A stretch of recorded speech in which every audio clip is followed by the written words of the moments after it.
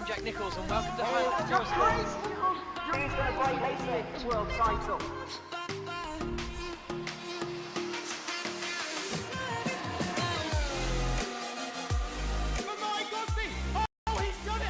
These two go. Eoin is going to do it. His first victory. The World Championship is done. What a race it's been.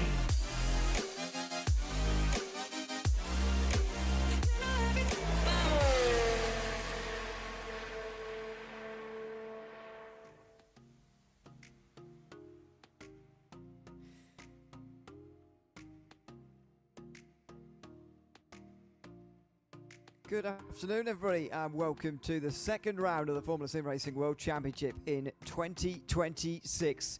We come to you live from the Suzuka International Circuit here tonight, playing host to round 2 of our championship. Last year, of course, we were here at the very end of the season. In fact, it's only around 5 or 6 months since we were last here for round 9 of the 2025 World Championship. On that day, Patrick Hanko took his first and so far only victory in World Championship history, just in front of Mark Schluter, who at that stage was our champion in waiting for 2025.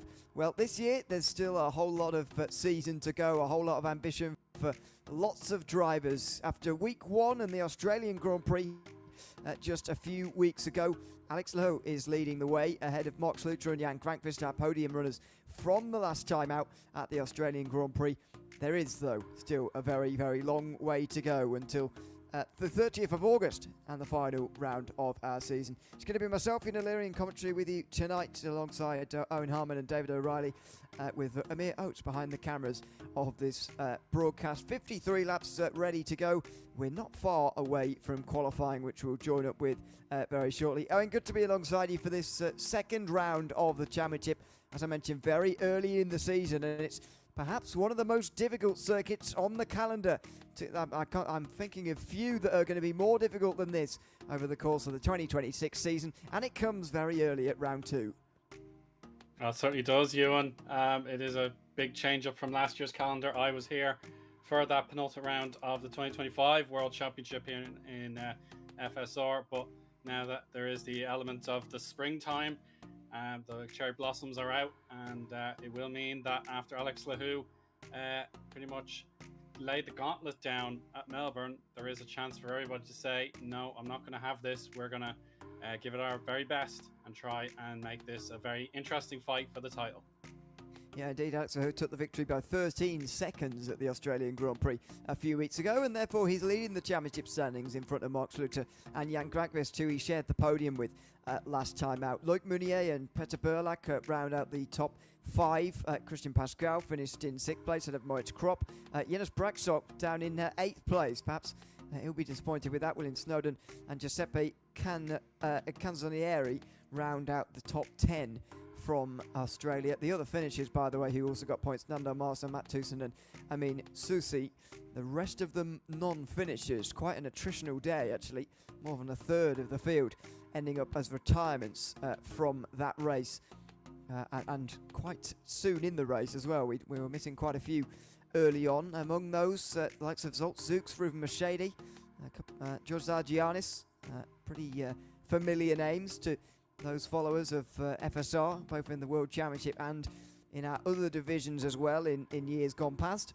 Expect maybe a better result from them over the course of today's race, perhaps for those who are here, of course. So far, 20 in the server, as far as I can see. Jan Krankvist currently the fastest in this practice session, but qualifying is going to be rather important, I feel, though, in going into the session, as we will in a moment. As always in this series, it's just 10 minutes. It's pretty short and sharp and snappy qualifying session, as it is in the World Championship and has been for some time. But I feel this could be one of the more important of the season. Yes, we've got Singapore and the likes to come later on. And of course, we don't know all of the schedule yet because of the community votes. But this has got to be up there, and as far as an important session in qualifying goes. Oh, without a doubt there, Ewan, because overtaking here at Suzuka is as difficult as it can get. The first 2 turns, for example, you can line up and overtake without any doubts, but to get it done, you have to be right alongside just to tell your opponent, yeah, it's time for combat, and you've got to make your decision. The S-curves, forget about it. Very, very difficult to overtake there. Degners are very challenging as well. So maybe the hairpin to Spoon, and then of course the Casio Triangle. Those are your best places to find an overtake here at Suzuka. It is possible, but not easy as the drivers make their way out onto the circuit for the very first time. Before we get the first laps in, and say hello to David O'Reilly as well this evening, joining us for the Japanese Grand Prix here tonight. Good evening, David. Good to have you with us as well. The Australian Grand Prix is the traditional opener, of course, of many F1 seasons and FSR seasons as well. But what do you think we can read into that first round in as far as going forward is concerned? Because Alex Lahu won that race by some distance, really, at 13 seconds in front of the reigning champion. How much do you think we can read into that but going forward in this 2026 season? Well, Alex showed a blistering pace to win that by the margin that you described. I think behind him, though, it was a very close tussle, and for example, Janos Brakshock, his result was impaired significantly. He caught somebody who'd self-destructed after the turn 1, turn 2 complex, and unfortunately Janos arrived immediately afterwards and lost the front wing, which cost him an extra pit stop and some repair time. Otherwise, I think Janos would have been fighting around certainly in the top 4. But there is a lot of quality. The top 6 or 7 drivers here, I think, could match up with any sim racing grid anywhere in the world, anytime. Mark Schluter showed some incredible racecraft to go from, I think, 6th on the grid to 2nd place in the final results. The other thing that's going to be a big factor here is strategy is going to be quite a bit different, in my opinion. Melbourne caught a lot of them by surprise in terms of the hard tyre was just absolutely bulletproof, and several of the drivers went in planning a 2-stop but converted to a 1-stop because the hards just lasted forever. And I don't think that's going to happen here. This is so much tougher on the front tyres here at Suzuka. A lot of very, very turny sections, and you might be circulating on a hard tyre and doing similar lap times, lap after lap for 30 laps, but what it's concealing is the fuel effect is concealing the tyre deg that's really occurring, and if you bolt on some fresh tyres, you're going to be going 2 seconds quicker. So somebody might go for a 1-stop, but I severely doubt that is going to be the quickest way to do it. So I'm kind of really anticipating seeing what the guys end up doing with strategy. I don't think we'll see a set of soft tyres used at all in this race. It's always fascinating, isn't it? Especially towards the start of a new season when people don't quite have a handle on everything yet. It is fascinating at this end as Alex Lahu goes over the line there with the best time currently. Brakshock hailed it briefly, so did Mark Schluter, but Lahu takes the best time so far. Jan Granqvist was fastest in practice, and he comes up towards the line now. Can he join his teammate on the front row? He certainly can. Purple first and third sectors. That, Owen, as far as a team is concerned, is a very strong performance so far for Granqvist and Lahu, and a bit ominous for the rest of the field, really, and the other teams. Yeah, it's truly extraordinary, like MV Conquest being so dominant in the early goings with their ALM MV branded team to have a 1-2 all their own way in the first 3 minutes of the session. Very, very impressive to get that marker laid down. World champion Schluter left looking on in bewilderment, but nevertheless there is still a bit of time to go, so no need to throw in the towel just yet. And like Mounier, now that he's on board for MV Conquest, also he's going to get his first lap time on the board in a matter of moments. So this is his out lap at the minute, so he's left it off pattern for the other drivers to get his lap set for the first time.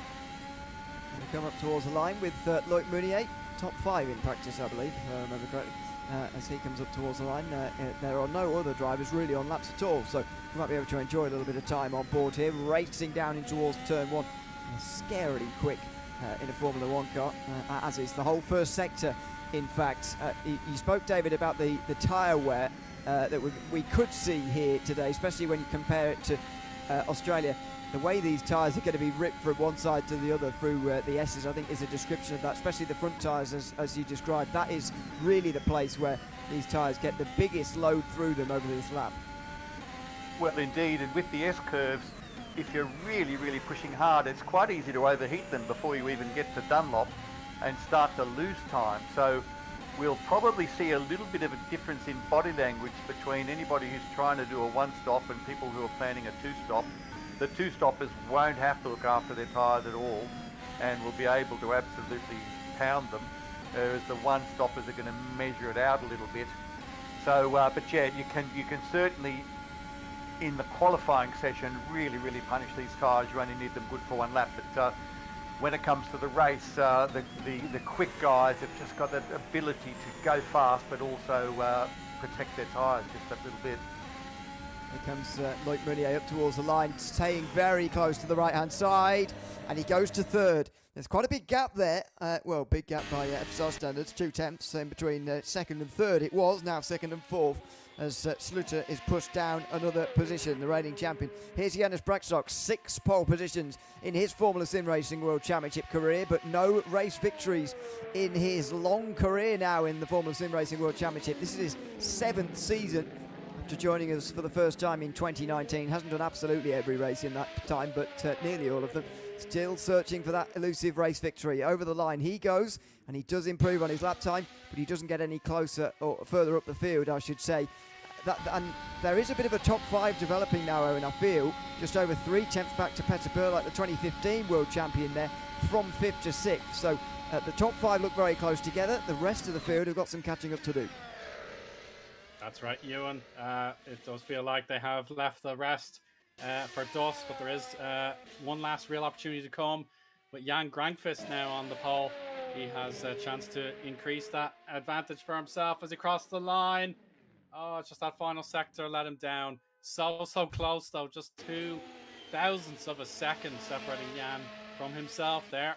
But to have that little extra advantage over his teammate is a great little mental boost as we now switch over to Petraglia. Yeah, this is Lele Petraglia down in 17th place at the moment. As I say, Grankvist there, only 2,000s behind his previous best, so if he hadn't set time previously, that would have been good enough for pole again. Here comes Petraglia, though, up towards the start-finish line. Don't have a Sector 2 time, actually, and that doesn't look like it's going to count. No, it doesn't. Maybe running so wide through Spoon contributed to that. It does seem that everybody's in pit lane and leaving it quite late, actually, here. We might get a stream of times coming in right as this session draws to a close, but there's only just over 2 minutes left of this lap. Yes, there's only a 1:23 lap time around here. However, they've got to just keep an eye on the session timer and just make sure they get out there in time for one last go.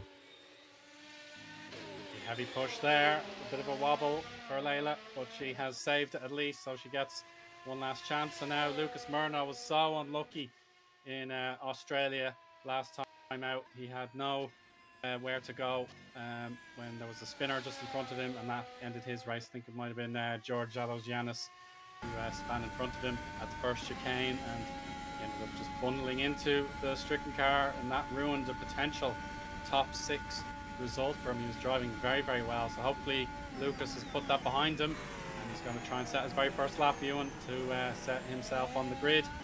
Surely a spot in the top 10 is the target.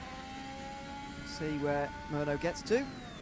It will be a spot in the top 10, 7th place with that lap time. Petter Burlak is furthest through his lap time, but we've also got personal best sectors from Jonas Brakstok and also Christian Pasquale. As Burlak goes over the line, he does improve and gets much closer to that top 5, but he doesn't actually get any further up inside of it. Now then, Jonas Brakstok through the Spoon curve now. He's looking for this second sector line, see if he's improving at all. At the moment, maybe we're not going to get a second sector here. Here we go. Maybe just now as he comes towards 130 is going to be another personal best. You'd expect him to be able to get up into 4th position here ahead of Sluter, because that's not a big improvement. To go any further than that and get into the top 3, it will need to be something pretty major. Up towards the line for Brakstok. He comes over the line, and it is a good improvement. He halves his gap to Jan Grankvist, but he stays in 4th place. I think the top 3 are going to be the ones here, Owen, to fight over the eventual pole position. Yeah, it looks to be the case, and you can tell compared to last year's pole position time from Sluter, the 1:25.3. This chassis is delivering very impressive performance already, and Grankfist is already purple in Sector 1 as Alekes crossed the line to improve to P12 from 17th. So that's a very, very impressive time there, just getting closer to the top 10 and mix it up with his teammates. Hunter, of course, reminded me that Janis Brakstok did win the last race of last season, so he's finally got his win, but there you go. Anyway, I forgot about that. Meantime, here comes Jan Grankvist. It looks like he's just going to put this further out of reach of the others. Personal best and purple in the first sector. Now, what about the second as he comes over that line here? And it's another purple sector. This could be a time that nobody else can match here. Laho and Meunier are both on lap times right now. He bounds over the curbs at the end here. Jan Grankvist might well be putting this out of reach of the other competitors here in the World Championship. Over the line, it's nearly 2 tenths worth of an improvement, and he surely now is going to take pole for the Japanese Grand Prix. Luc Meunier comes up towards the line now as well, now over 2 tenths away. He can't improve, he can't even get onto the front row. It's going to be Grankvist and Laho on the front row as teammates together here by the looks of it. Are they going to be in that order though? Is there going to be a late surprise? You doubt it. As Laho comes over the line. Oh, it was close. That final sector was very good. They're separated by 26 thousandths. They've set an ominous marker down on the rest of the field here by the end of that 10-minute session. Jan Grankvist, though, takes the pole. Absolutely incredible there from Jan. He knows he has to up his game just that little bit more to be competitive with Alex Schluter, etc. He got his first podium, of course, of the 2026 season is in the P3. So to get himself a pole position at Suzuka is ideal preparation to try and get himself closer to the top of the standings. Yeah, Jan Grankvist taking his first ever Formula Sim Racing World Championship pole position in front of his ALM teammate Alex Laho, who took the pole. And in Australia, Luc Meunier will then share the second row with Janis Brakstok, with Mark Schluter rounding out the top 5. Then the gaps get a little bit larger. Petr Perlak just clinging on to that front group, you could call it. Lucas Murno, best of the rest, maybe 7th. Giuseppe Canzonieri. Then Christian Pasquale, who I don't think was very pleased with his lap time, and George Zagianis, who rounds out the top 10. Outside that top 10, William Snowden, alongside his Seven Arrows teammate Saber Alekes. Susi will be there as well. Teammates all in a row, 13th. Matt Tusen and Nando Marsa then round out the top 15. And of Janssen Bins, then Juho Sopanen, who is pretty close in with him. Leila Petraglia and Tommaso Sindici are a little bit further behind. And Reres Toma didn't set a time there, finishing in 20th in that session. We indeed have 20 in the server as well for the race. As I say, ominous really, Owen, there that the teammates take the front row together. However, you never know what can happen in the race. It was Aslahu, Luc Meunier and Jan Grankvist, the top 3 in that order in Australia qualifying.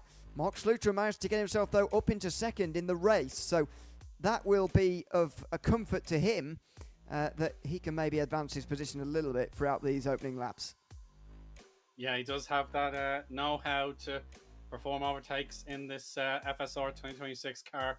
So what he needs to do is learn from that. He knows there has to be a bit of patience involved, because there was that time where he was just eager to make an overtake and eventually got the job done before he evolved into a runners-up position. So that's what the world champion needs to think about.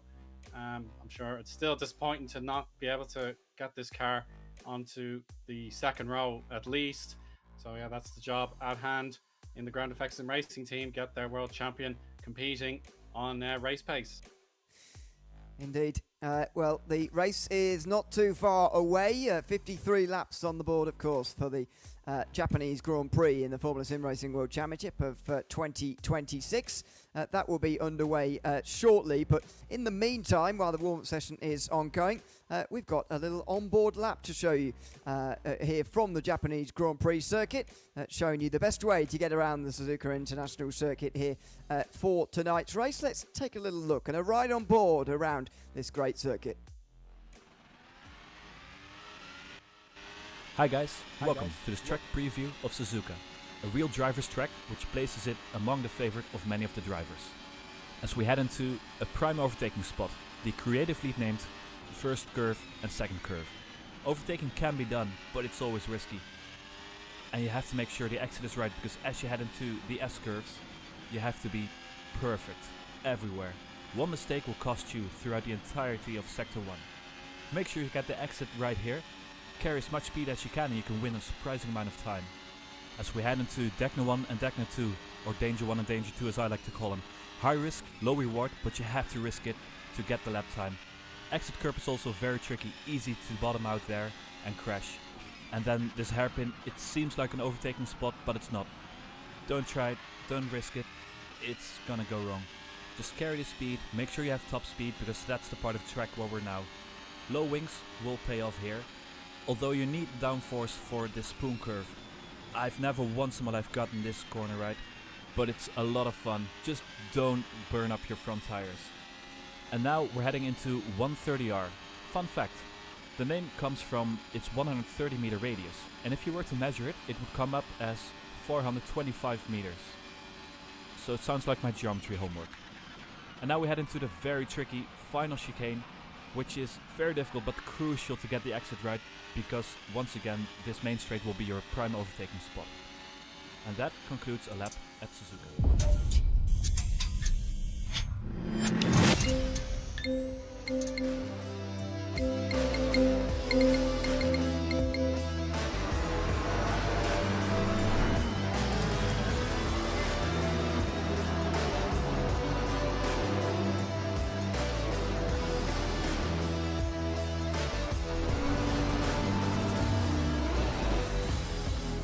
SimRacer's Performance Guide, your guide to race setup, strategy, driver performance.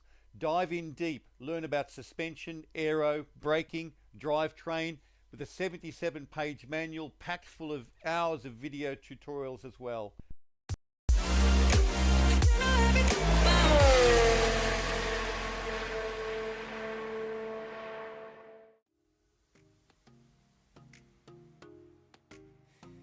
Welcome back to the Japanese Grand Prix in the Formula SimRacing World Championship for 2026. 53 laps ready tonight for our second race of the 2026 campaign. It's Jan Grankvist who's taken his very first World Championship pole position here today, who is going to be leading the field away. He's got two pole positions in the Pro Championship and one race victory in his time as well. That victory came at the Malaysian Grand Prix of 2022. He would be taking a step that he's never taken before in the World Championship if he were to win here tonight. He's been second previously. That was at the very first round in 2024, the Bahrain Grand Prix, where he took second. Unfortunately, was never able to replicate that afterwards and have a real go at the title. But you never know this season with the way that he started. And with the way that this season has started generally, number of names up towards the front who are close-ish at the front, all hopefully fighting it out over the course of 2026. We'll see how it transpires, of course, and we'll be with you throughout the 10 rounds, culminating on the 30th of August with our Brazilian Grand Prix. There is the schedule. As you can see, few tracks yet to be filled in community votes, but the next time we'll be live is in 3 weeks' time in Bahrain. For round 3 of the championship before we take another couple of weeks off ahead of the first community vote race. Myself, Ian O'Leary, Owen Harmon and David O'Reilly are taking you through the action here tonight.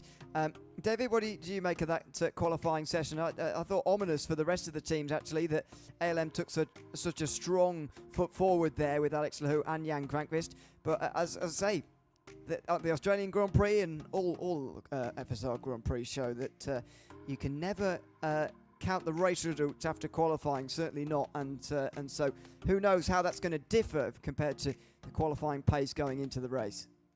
Yeah, well, it's interesting to look at it, just looking at the warm-up now, because what the guys are doing, they're getting used to a car that's got 120 litres of fuel, and most of them are on hard tyre. I think there's only 3 guys on the medium tyre, so that's telling us a lot about strategy. Kasaba Elikas and Nandor Mas are, I think, the only guys warming up on mediums. But interesting to see they're going about 6 seconds slower on the hard tyre and on full fuel. So it is a very different car that they're getting used to now. And from what you were talking about then in the build-up, this is the money shot really. Only 1 qualifying lap counts, but 53 of the race laps count. and it's going to depend who's gone deeper into setup, who's quick in a race car with race fuel loads, who's quick on hard tyres, because I think most of the race will be done on the hard. So I think it really anything could happen, particularly in those top 6 or 7 drivers. So can't wait to see it happen, and I think we're just about ready to go. Ready to go racing. Yep, just on time. We will set up the 53 laps and we'll be underway very shortly. As you say, that there is a rather top 6 or so starting to define themselves in this field. I think we saw the first signs of that at the Australian Grand Prix last time out, to be honest. Yes, the gap for Alex Lehoux was 13 seconds, and so you could say, well, he was actually the driver head and shoulders above the rest, but actually the top 4 were still covered by just 20 seconds. Peter Burlock a further 15 behind that, and then you get into the others. The only one from the top 5 in that qualifying session who was missing, the top 6 in the qualifying session who was missing from the top 6 in the race results of the Australian Grand Prix was Jonas Braksok, who ended up finishing over a minute off the race leader and the race winner. Ended up making 3 stops throughout that race, including 2 stops rather. That ended up not being the best strategy. The 1-stop strategy was very much the best for that front 4. We'll see how that differs here tonight. You've already mentioned, David, about the tyre wear differential compared to what we saw. I mean, just to give you an idea, for those that weren't there at the Australian Grand Prix, that we saw at very maximum a 40-lap opening stint from Mark Schluter on those hard tyres, which, as you say, were just indestructible almost around there. Could be very different here tonight, but in the same vein, you mentioned that the soft tyres aren't going to be used either. So are we even getting a 3-stop onto the table here, even despite some of the hard tyre usage that we're going to be getting here tonight, seemingly? I don't think anyone will 3-stop, and I think the reason, Ewan, is that the pit lane's slightly longer here. It's 21-second total pit lane transit if everything goes smoothly for you, and that's about 4 seconds longer than Melbourne. And I think these guys will be able to bring it home no problems with a 2-stop. I just don't think there's enough extra pace to be gained by putting on a 4th set of tyres by having a 3rd stop. So I think if I was to put money on it, I'd say we'll see 3 or 4 1-stoppers and the rest 2-stoppers. And part of it will be down to who's daring enough to go first for the undercut, really. Who knows they can go longer on their second 2 sets of tyres. So that'll be part of the fun, watching that evolve. Yeah, indeed, and finding that bit of free track space that you always need to execute a 2-stop strategy, or an undercut strategy rather, doesn't matter how many stops you're making, but an undercut strategy, finding that little bit of space. What about the run down in towards turn 1 here, Eoin? I always find it very difficult to know how to judge. It's not one of those big stops down in towards turn 1 like we're going to see next time out in Bahrain, for example, or like you see at Spa we're going to have later in the season, Interlagos, or lots of these bigger tracks. But it's a very, very fast and daring first corner when everyone's cramped up on the opening lap. Oh, without a doubt it is, and it's one of those rare cases where being on the outside line, at least for the first turn, is advantageous because you have a better vision of the apex into turn 2. So on the inside, you've got to be extremely careful if someone is going full throttle around you, and that's how contact can occur. So these drivers have to be extremely alert in their mirrors to make sure that they can take the first 2 corners as they prefer to without causing any trouble for themselves or an opponent. Let's hope they all do get through cleanly. We do want to see a cleaner start than the Australian Grand Prix. As I mentioned, after only about 5 laps in that race, we had 6 retirements, unfortunately, from that Australian Grand Prix. Hopefully we can get a few more through the opening laps here at the Japanese Grand Prix, but it's just as difficult as far as the racetrack is concerned, just driving on your own around here. Though these F1 cars do stick to the road like glue, comparatively to most other machines in the world. Is still very, very challenging. All 20 drivers have got themselves onto the grid then, ball pulled into position, and look at that, Alex Lehoux is pointed towards his teammate for this run down towards turn 1. It's the second round of the Formula Sim Racing World Championship in 2026, and here come the lights.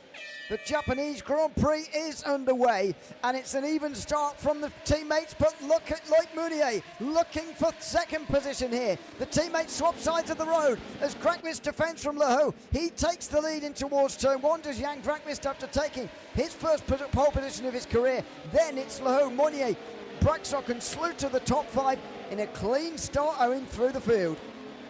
Very impressive work there from our drivers to cleanly take the first two corners through the S's they go. Now on our cameras we have Dunlop Curve. Lucas Murnau, fabulous start there to get up to P6 already. Burlack in a bit of trouble there, just down a position or two. And that leaves Canzonieri and Snowden to complete the top 10. But yeah, great start for Jan. Exactly what he required himself to do. Yeah, as of right now, everybody has made the same tyre selection. So it's all about driver skill and their particular strategy. Is going to decide who will be leading in the first couple of laps. Yeah, outside the top 10 now for George Sargianis. William Snowden has gotten into it. Pasquale and Canzonieri. I'm having trouble there. Canzonieri, sorry, is into the top 10 now as well. At least advanced one more position. Burlack down one though from Murnau, as you point out there, for the last spot inside that top six. We'll see if Murnau can go with the others because he wasn't quite able to in qualifying. Out of the final corner for the first time though, and Jan Krakowicz leads lap one of the Japanese Grand Prix in front of Lehoux and Mounier, who are both within a second. They're all in one long line all the way down in towards turn one. And David, perhaps no surprise, they are all on the hard tyres with the exception further down the field of Saba Elekes on the mediums. That is the only change, only differential through the entire 20-car field. Yeah, it makes perfect sense, doesn't it, really? Because the first few laps there's a little bit of shoulder rubbing and a bit of sort of making room for people. And if you use your soft tyre for those sort of workaday opening laps, it's almost past its best by the time you've got some clear air and time to push. So Saba Elekes ran some very long stints on medium tyres on the 7 Arrow practice server, and he is quick and good at conserving tyres. He's one of the guys stepping up this afternoon into World Championship for, if you might call it, guest appearance. There's a couple of other wild card entries because there's a few people who are away, being Easter weekend. And one of the wild cards is the young Raras Toma, now currently running in 16th place. Raras Toma is 13 years of age, so he's going to be a quick guy when he's 20, I imagine. Yeah, yes, very scary indeed to be in this kind of field, in this kind of company at such an age. Although we've seen it before in FSR, of course. Coming down towards turn one again, the DRS now in full force, as it was on the way towards 130R there. The DRS zone denoted by the green line through the track map on the bottom right-hand side of the screen. Big crash. Giuseppe Canzonieri off in turn one. Sorry to interrupt you there.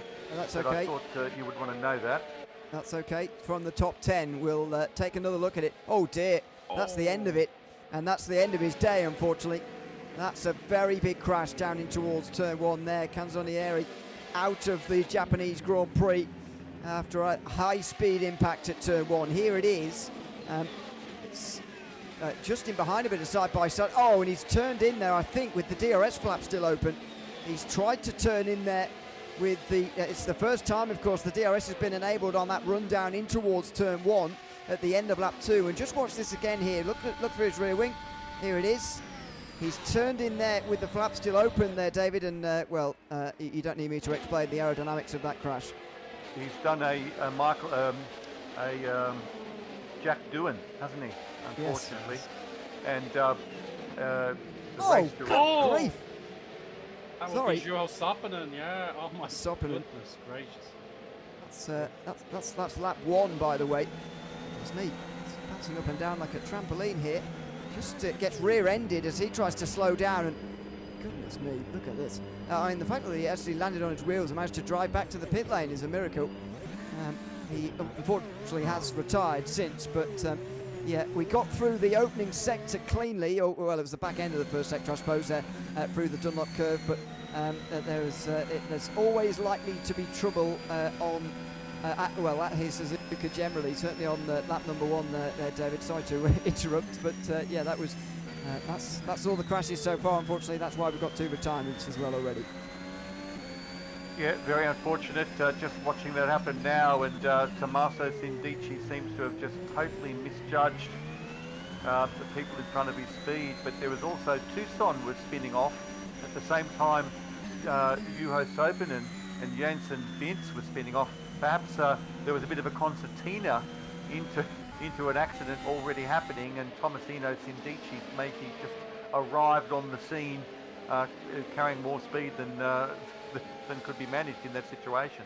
So very unfortunate, a little bit untidy. Yeah, indeed. As I mentioned, we saw a few retirements at the start of the Australian Grand Prix. Glad to say we've got less here tonight, but there has been a little bit of contact further down the field. Still 4 for the lead within DRS range. Jan Granqvist leading still in front of Alex Lehoux, but that is interesting. Coming down towards toe on Owen. Notice that Lehoux not using the DRS there. It is available, but you don't have to use it, I suppose. Coming down in towards turn number 1, and he doesn't there. Maybe playing the team game so far, but that says to me that maybe he could go a little bit quicker if he was in clean there at the front.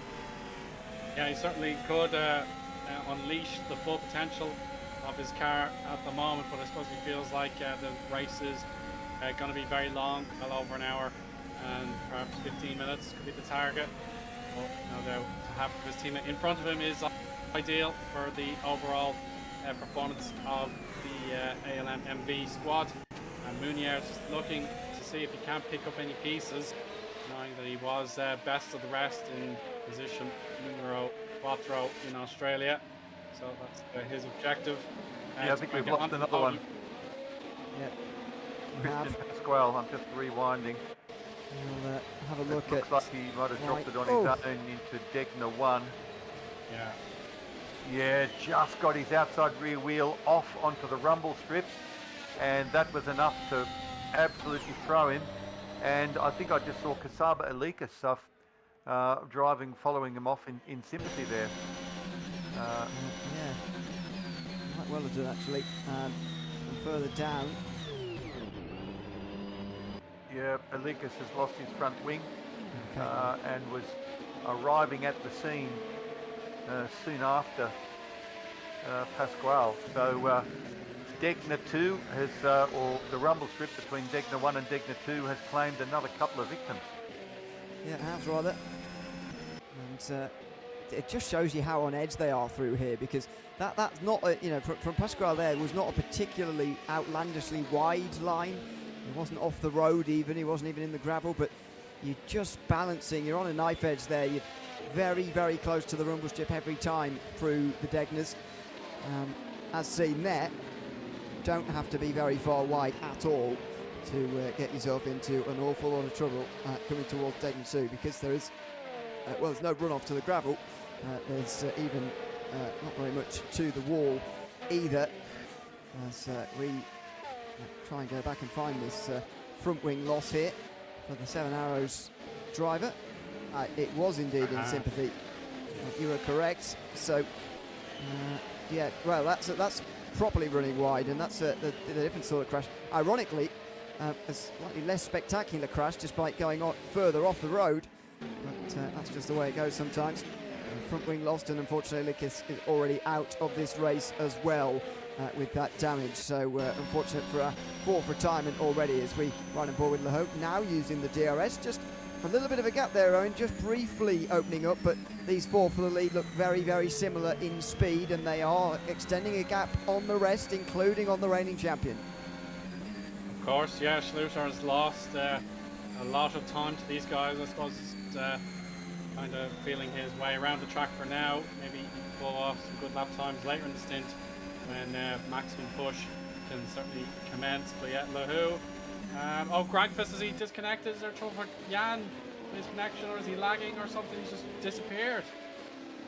That is, it looks like connection, doesn't it? Oh. That is a real shame to lose the lead like that. He is in the lead here, so let's see from here what happens.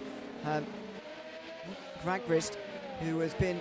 he did go wide. Oh, He he's did wide. go wide. Oh. Didn't spot it at the time, but he went wide over the top of the hill there through Dunlop Curve. You're just so on edge through there. As I've been saying a lot so far tonight on this circuit, there is no room for error here. Just the tiniest snap, and he's off into the gravel, and it's cost him 3 places. Oh, how heartbreaking that is for Mr. Granqvist, and to see that opportunity to win a race in this campaign to match his teammate. Basically, he would of course have not been able to take the championship lead, because 18 plus 25 would not be 25 plus 21. So there we have it, a heartbreaking moment for Granqvist. He's still within reasonable contention, though. I thought it was a disconnection because he just vanished so quickly. Nevertheless, there we have it. Murno, if anything, wants to make amends for Melbourne, and he's giving the champ a lot to think about. But now Janssen Bintz versus Leila Petraglia, and this is for a vital position in terms of the midfield pack. Mission 19 collected 9 points from Maritz Kropp in round 1, and now Janssen is through on Leila, so that's a great pass. Of course, she won't want to give up that position for long. She'll have to work very hard to get it back. Great news for Mission 19 there, just to keep themselves rolling over with the points paying position. Now Lahu, now that he has the lead here, Ewan, is he going to pull out the necessary advantage of 8/10 or more to make sure that his countryman Loic can't interfere with him? Well, it is interesting how this race has changed now with a new race leader. Jan Granqvist no longer at the front of the field. I was looking at the back of Granqvist's car, and I was almost hearing that sort of theme from the Jaws movie as I saw Mark Schluter sort of getting ambitious and getting onto Granqvist's gearbox. But Granqvist mustn't have overheated his tyres too much, because he's still holding a decent gap to Schluter. And as you were saying, go ahead. Yeah, You're on. Mounier to the lead. Yeah, great pass. Like Mounier just down the inside on the way towards turn number 1. An exchange of the lead, I would describe it as, really, rather than an overtake. Although I guess both mean the same thing. Like Mounier now wants to be out front, and now it looks like wants to put a bit of pace on. Look at the first sector and the way that he's got to nearly 7/10 away there, David. It's maybe a different phase of this race we're entering now, getting towards 10 laps. Mounier maybe wanted to push this on a little bit. Yeah, it's interesting, isn't it? It always gets very interesting deep into the stint to see who's got the car just set up beautifully to run on this fuel load and this particular tyre. And just recapping what you said before about how the drivers can come unstuck just on exit of Degner 1 and Dunlop, if you want to be quick here, you've got to be so committed through both those corners. Dunlop, you are absolutely pinned, 100% throttle in 6th gear. No matter what tyre and how much wear is on it, you have to be flat through there. And of course, Degner 1, you're approaching that in 8th gear flat out, and maybe even dropping down to 7th or 6th, but certainly doing high 200s and with a massive sausage curve. So you're really threading the needle to be able to keep the pace that these guys need to keep to run at the front in this field. Yeah, well, and that pace to stay at the front is only increasing now by the looks of things. Mounier leading the race out of Laho, then Brexot in 3rd, Jan Granqvist down to 4th after his off-track moment earlier, then Mark Schluter, reigning champion, in 5th position, and Murno, who's running very well in 6th. When you compare his qualifying result to the current race standings, he's probably outperforming the best of anybody. And then Peter Burlak, who is another 5 seconds further behind. Then George Zagianis, who lost a place on the opening lap, but he's since gained 3 back again. So he's up to 8th position now. And Snowden and Susik round out the top 10. And Marsa not far away from a top 10 at the moment. Then the gaps get a little bit larger, a little bit further down the field. But how about Murno right there, Owen? That is a great start from him. He wasn't one of the top 6 in qualifying, and I thought such was the gap there between 6th and 7th, and therefore the rest of the field, I thought he would struggle to stay with the leaders, but he's still hanging in there in 6th. Of course, yeah, I'm very impressed here. This is even better than expected. so far from Lucas. And he's very much an outside bet here to upset some of these elite contenders, I suppose you could call them. But the top three are in a world of their own here, with Grankvist trying to regain some of that sweet territory. But right now, Brashok, if anything, is looking very racy indeed.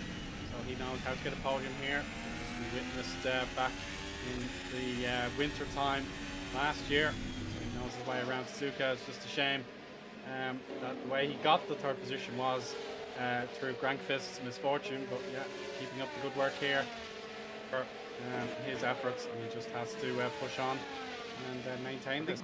I think Murno has just got Schluter, unless I missed you guys mentioning that. Oh, you're right, yeah. Murno got Schluter. It was just a really good DRS pass down the pit straight.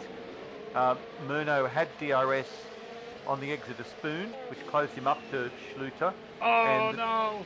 Sorry to interrupt, David. That's Go ahead. George Alogiannis into Rd.2. Rear wing has gone kaput, and that would have been a heavy shunt towards the back of that car, so after the gearbox. And it's not too badly down to a terrible look here for George. That makes life even harder for Ground Effects SimRacing team. And let's just see. Oh, he's gone very aggressively into Dagner 1, and that means the outside curb is just waiting to gobble him up. Yeah, that was a real shame, because, as I was saying, Zargianis had really gained positions after making a poor start. Unfortunately, that now comes to an end as well, as they start lap 12 now. Look, Meunier still leading this race.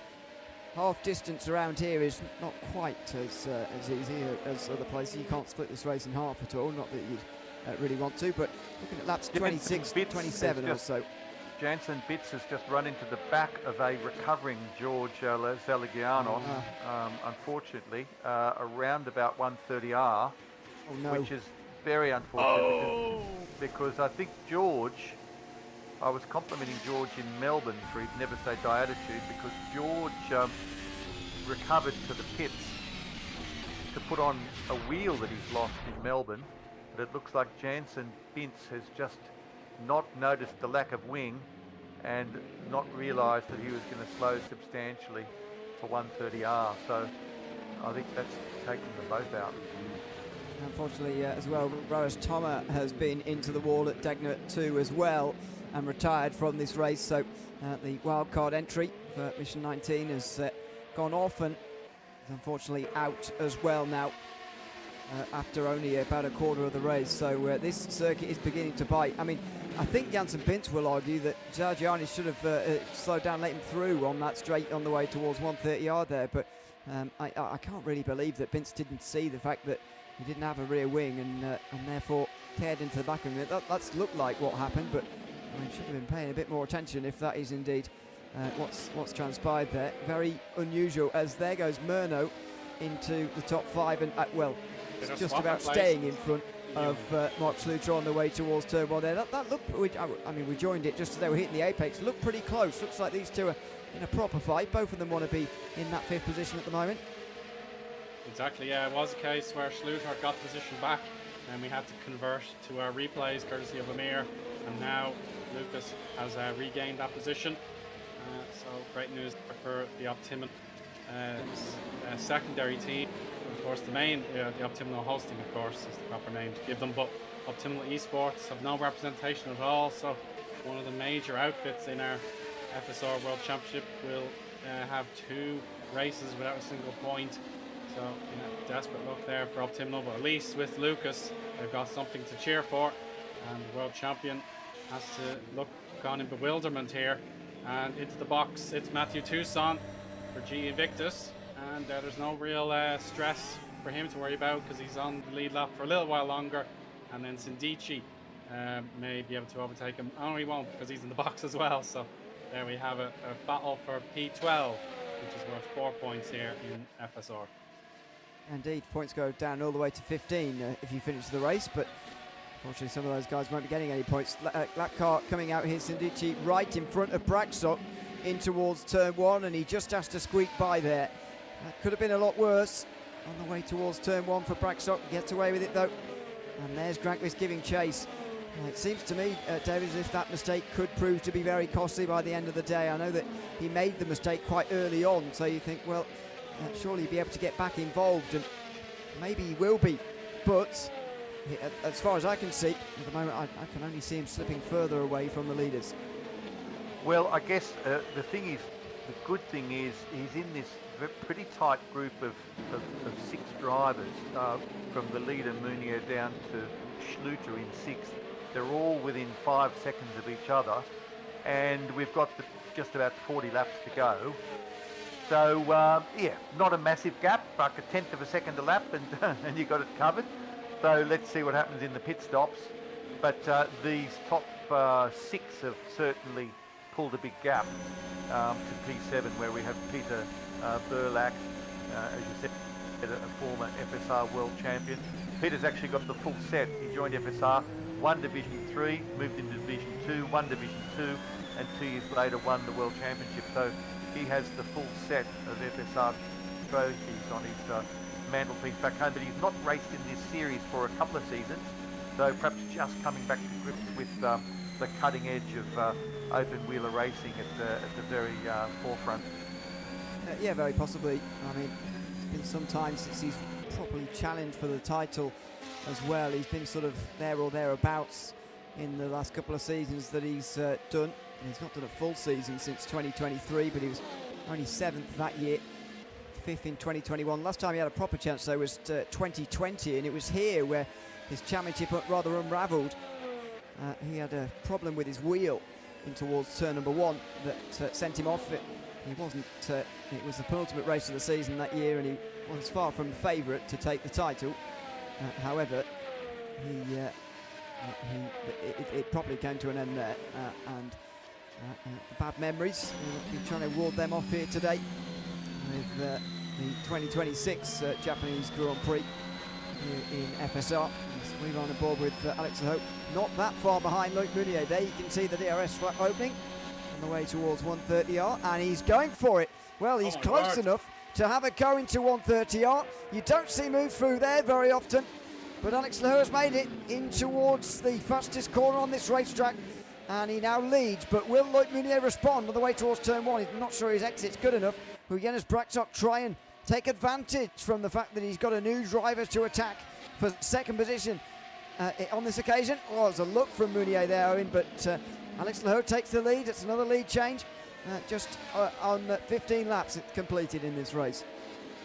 Absolutely extraordinary, it really is. So you have to tip your hat to Alex there. It was a case where he's a hero if it works, and he is absolutely absurd if it fails. So there you have it. What a moment in this race. We could look on that one in the highlights package for months to come if this results in the victory. As I interrupted David there, so pardon me, go ahead there. Well, just observing that Matt Toussaint pitted at about lap 15 off the hard. So that's, from where I sit, that's a very early pit stop off the hard tyre. And he's going to hope that the fresh mediums give him a good turn of pace, because otherwise he's looking down the barrel at being lapped by these guys. Because he's not very far up the road from Alex Lehoux. In fact, Alex Lehoux can probably see him now as he exits 130R. He'll see Toussaint in the Casio Triangle. So Matt really needs to get these mediums working, or he's going to get swallowed up. And unfortunately, once you start getting lapped, particularly when there's a train of 6 guys in 6 seconds, it is going to affect his pace for several laps while these guys filter past. So Matt needs to push like mad now to keep a gap to these guys. Yeah, he does rather. Last lap time was at 1:30.2, which, to be fair to him, is faster than everybody but 4 in the field. Unfortunately, those 4 are the 4 directly behind him. So, yeah, that could well come to a head very soon now with lap traffic. But it depends how far these guys at the front are willing to go, because some others down the field now are beginning to pit. This is Amin Susi from 10th, pitting in now. Toussaint's gone to the mediums, by the way, so expecting a 2 stop from him, at least, with those mediums. See if he has to go to another set of hards before this race is over a little bit later on. But how far would you expect to sort of par for the course as far as the hard tyres is concerned here now, David? Because we are rapidly going towards, in fact, we have just about crossed onto the 1/3 mark in this race. So how much further will they push these hard tyres, do you think? Well, I embarrassed myself in Melbourne making predictions about this, so I'm a little bit coy now about predicting this. I think the hard tyre is really starting to bleed a lot of lap time by about lap 20. But if you wanted to, you could drive 35 laps on the hard. But the thing is, you're not going to be going very quick compared to putting on another set of tyres. So for my money, you probably want to get off it between lap 20 and 22 at the latest, unless you are being really bold and think you can pull off a one-stop. And if you are so good that you can cruise at this pace and look after tyres, I think somebody on this grid might try a one-stop, but I think they're going to get caught in the final stint if they do.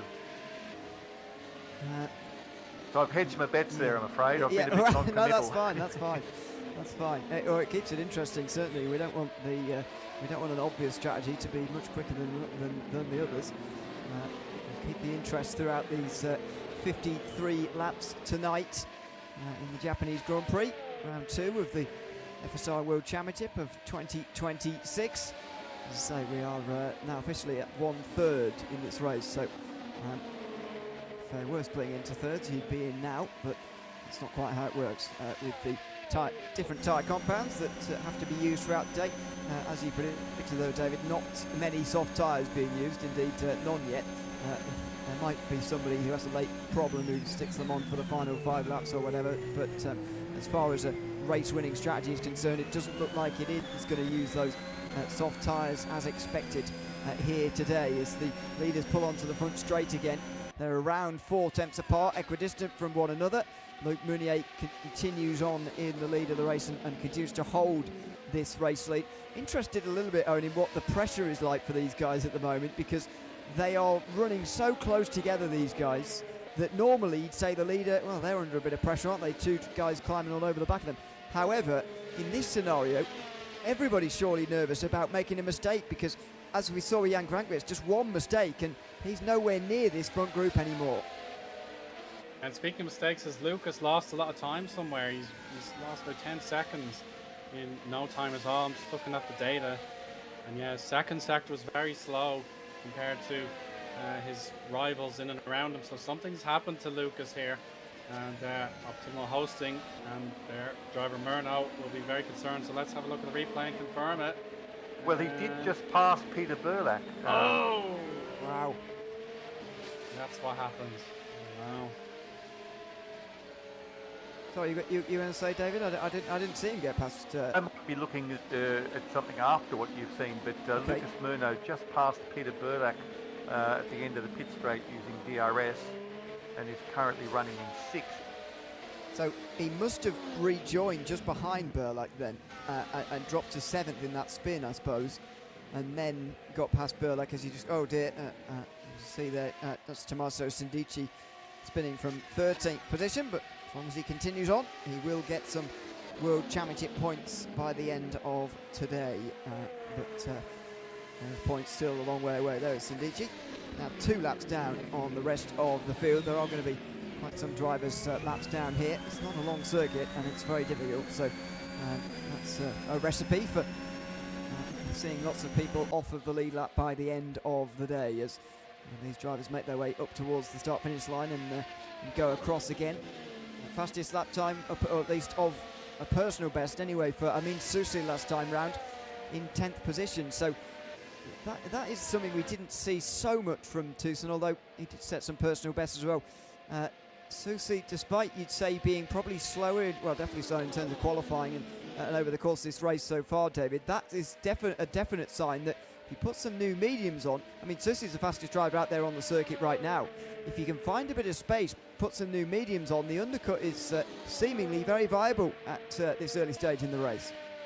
Well, indeed it is, and Amin has been doing a lot of race simulations. I think he has tried at least 4 full-length race simulations using various different tyre strategies, and I think only this morning he locked in what his final strategy choice was going to be. So there are people who qualify really hard and don't do as well in the race, and there are people who race harder than they qualify. I think Amin's come in very prepared and knows what he's trying to achieve with his strategy, when he can be fast and when's the perfect time to, I was going to say optimal time, but that would be free advertising for the team, the perfect time to put on new tyres. It's a fascinating scenario. It's a tense scenario really at the front. It's not battling every lap, not overtakes, lead changes all the time. But it doesn't have to be. It's a nail biter at the front at the moment between Meunier, Lehoux and Braxock. To remind you of their race results from the opening part of this season, by the way. Alex Lehoux, the race winner from the Australian Grand Prix and current early championship leader this season. Luc Meunier was just off the podium, his compatriot there just in behind by about 5 or 6 seconds from the battle between Sluiter and Granqvist, who made up the podium that afternoon. Jonas Braxock finished down in 8th. Not his best race of his FSR career, but he is on the board as far as points are concerned. 8 points to his name. To be honest, in this season and last, I'm surprised he's not made more of a tilt for the overall championship. He was 3rd place last season, tied for points with Sander Kallas, and surprised he didn't at least finish runner-up. Surprised he didn't run Mark Sluiter closer, to be honest with you, but we'll see how this season goes. First of all, a race win would certainly get him on the right track with that as they come out the final corner. And onto the front straight again here. Lehoux is not far away from looking to make a move here. No, won't manage it in towards turn number 1. And so they stay as they are again here, Owen. As I mentioned, tense rather than overtakes all the time at the front.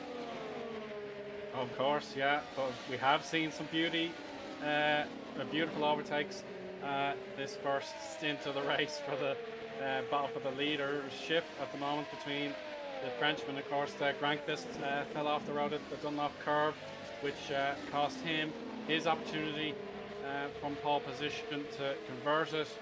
But of course, he still has a chance. It's not the end of the world just yet.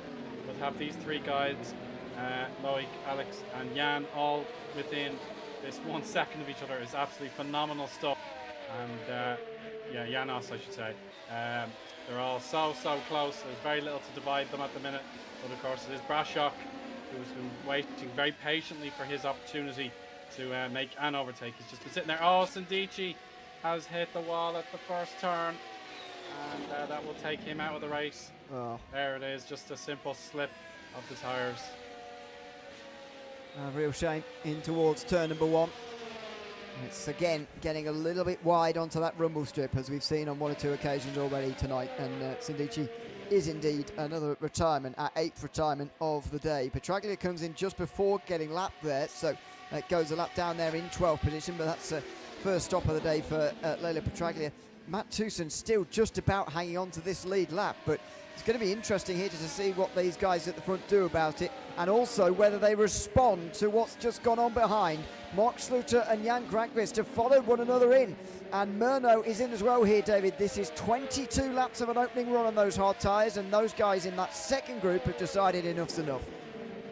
Okay, well this is going to make it quite dynamic because they're clearly on a 2-stop, and if they pop on mediums now, they are going to be flying. So these front 3 guys may choose to respond. I've been riding on board with Janos Braxock, and he is looking very calm and relaxed with his inputs. It's almost like he's just hitched a ride with these guys and planning to attack at some later stage. He is not looking like a man who's pushing really hard to stay in touch. So showing some good form, as are of course the guys in 1st and 2nd. Yeah, indeed. Let's see if one of these guys blinks and enters pit lane. I think if one of them goes and the others don't, then it'll be very interesting. And I think if anybody goes first, then they might well end up in the lead. Mark Sluiter has got the problem, though, of traffic on the way out, and Snowden is still in front here.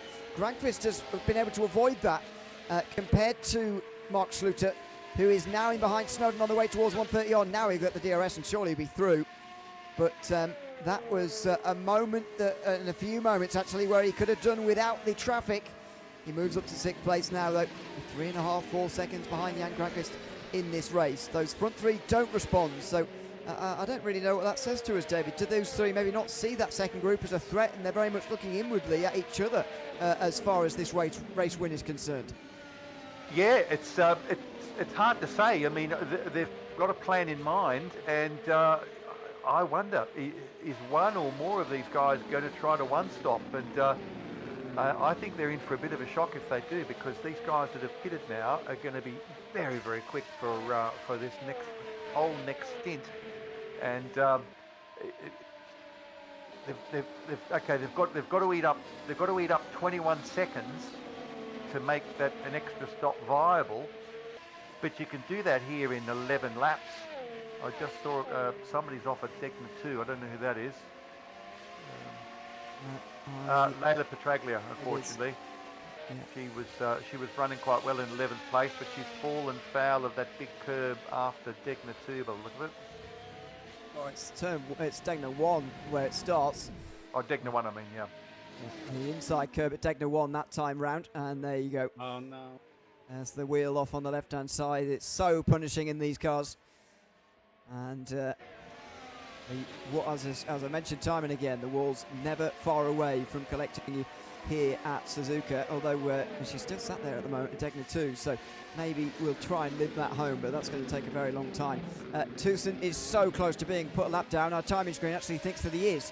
He isn't quite yet, as you can see on the screen, but now he's going to pull over. Surely he's going to let all three go at once here, but there's always a nervous moment there when you are a leader there, Eoin, and you're coming up towards a driver behind.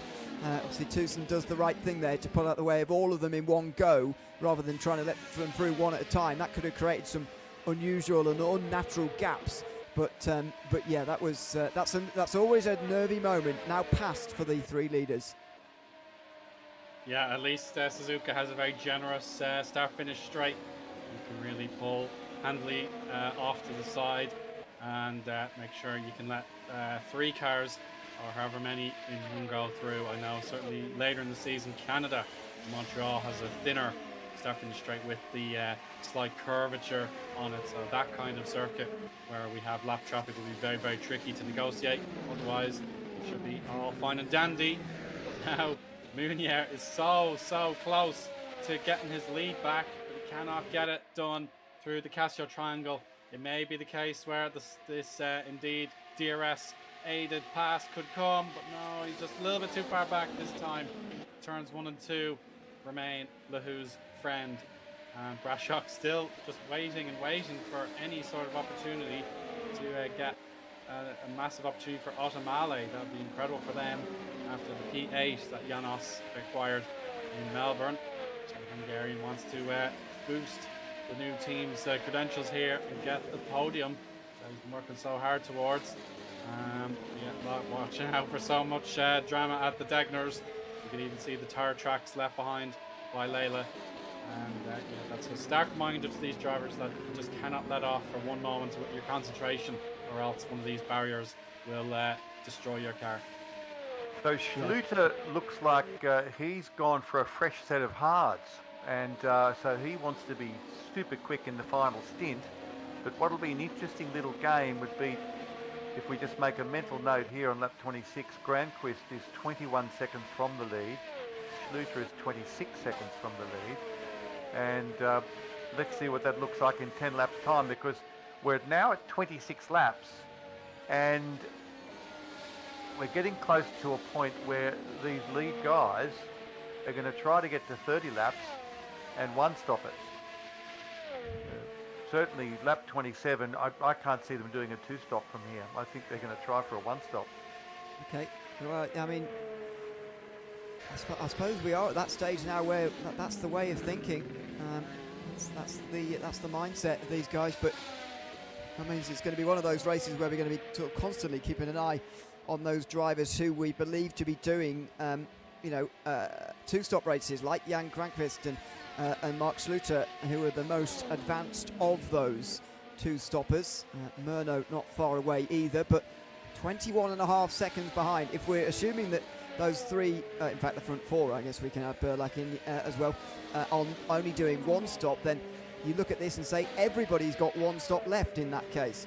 And so you have to look and monitor the gap to Granqvist and just how that's coming down. He has started out quickly here, though, Owen. And again, like we saw earlier with Susi and Tucson to a degree as well, new mediums versus these older hards are proving very, very valuable. And last time round, Jan Granqvist gained 2.1 seconds over the race leader. Yeah, yes, that is very true. He's going to have two chances too to really make some gains, because he's got now, while he's on these fresh mediums, but also in the fight. Whoa, big slide from Granqvist. Oh, and gone! Oh no! A Gone. spin for Munier, has to do the burnout just to rescue the situation, but well done to Janos for avoiding contact. Well, Yeah, the pressure tells for Munier.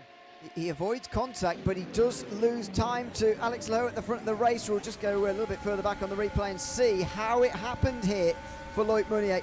He was getting close on the way towards the triangle and in towards the braking zone. He just was on course to miss the apex there, snagged a brake to try and rescue the situation, but he goes for a spin. A rather nice turn, 360 turn round to get back going again, but those seconds are absolutely crucial for Loic Meunier that he's lost. I mean, I don't know whether we can chalk that down to old tyres, to be honest, David, or whether that's just a mistake that could have happened at any stage, but there's no doubting the gravity of how hurtful that is for Loic Meunier's race. Yeah, well, if they're going to let you down, if a set of badly worn hards are going to let you down, it's going to be in a slow corner, because of course in the fast corners you've still got masses of downforce, and in these slow corners you're relying solely on the mechanical grip of the tyres, and this is where it's going to let you down. So in the hairpin and in the final stop for the Casio Triangle is where you're going to feel it. Now Granqvist is now 14.8 seconds from the lead and only about 4 laps into this medium stint. So he is showing now how much quicker he's going. And looking at Meunier now, he's really having a lot of trouble getting the power down. I think his rears are really starting to give him some heartache. Yeah, quite possibly. How much further are these guys willing to stretch this now? Because the Granqvist time gains are not slowing down. In fact, he was in the 27s the last 2 lap times around. 27.9 last time is nearly 3 seconds quicker than Alex Lehoux. To be fair, Braxock just put on a bit of pace there to get back into the slipstream and so on of Alex Lehoux out front. But I think, Owen, that is going to be Loic Meunier's chances of a race win gone. Braxock has rather saved his own chances, I think, by putting that little bit of pace on. Yes, he might have taken a bit of life out of his tyres or so on for gaining that time, but I think he absolutely needed to. You can't afford to let anybody get multiple seconds out front. I think based on what we've seen so far, you won't see them again if you let that gap get too large. Yeah, Meunier is definitely struggling with his rears, and I think Lehoux is as well to an extent. There's a lot of counter steering going on and fairly ginger applications of throttle, but the problem these guys have got now, they've committed to a one stop. If they stop too early, say they stop this lap, they've got to do 24 laps on the medium, and the mediums after 15 laps, they're going to go away, and they're going to go away a lot quicker and a lot more noticeably than the hards. So they've made their bed, and now they've got to lie in it, and Granqvist will be licking his chops. I think 12-second gap now. Absolutely. Of course, yeah, very good point there, David. And of course, from Meunier's point of view, he would have had to enable his pit stop straight away after that spin if he wanted to. This particular circuit doesn't bode well if you want to make a last gasp decision. The Casio Triangle leads into the pit lane pretty urgently, especially down that hill. So Meunier would have had to prepare his pit stop earlier than he would have liked, and that would have cost him a few extra milliseconds just dialing that into his cabans. So yeah, at least Meunier has committed. As you say, it would be worthless taking medium tyres for more or just under half the race, because they will definitely burn out on you. Granqvist is obviously on a different strategy, but using his mediums to good use while he's got them. I suppose that is the way to do it, really. They are going to go out pretty quickly, but you might as well use them and Granquist, well, as I say, that has just lost a second or so. He's just over 12 seconds behind. Meantime, Burlak and Sluter, two former champions of this series, the only two reigning, well, not reigning champions, sorry, but previous champions we've got on the grid this season, going into battle here at Suzuka. Petter Burlak holding off Mark Sluter there, and that's very much been the story of this stint. I feel for Mark Sluter, and I fear for him because he's not been able to make the progress quite as quickly. Now he's going for it at 130R. Burlak's going to back out of that. Sluter just with a little bit of DRS there. So turning it off for the turn in there at 130R, and then back on again for the short blast towards the Cassio triangle.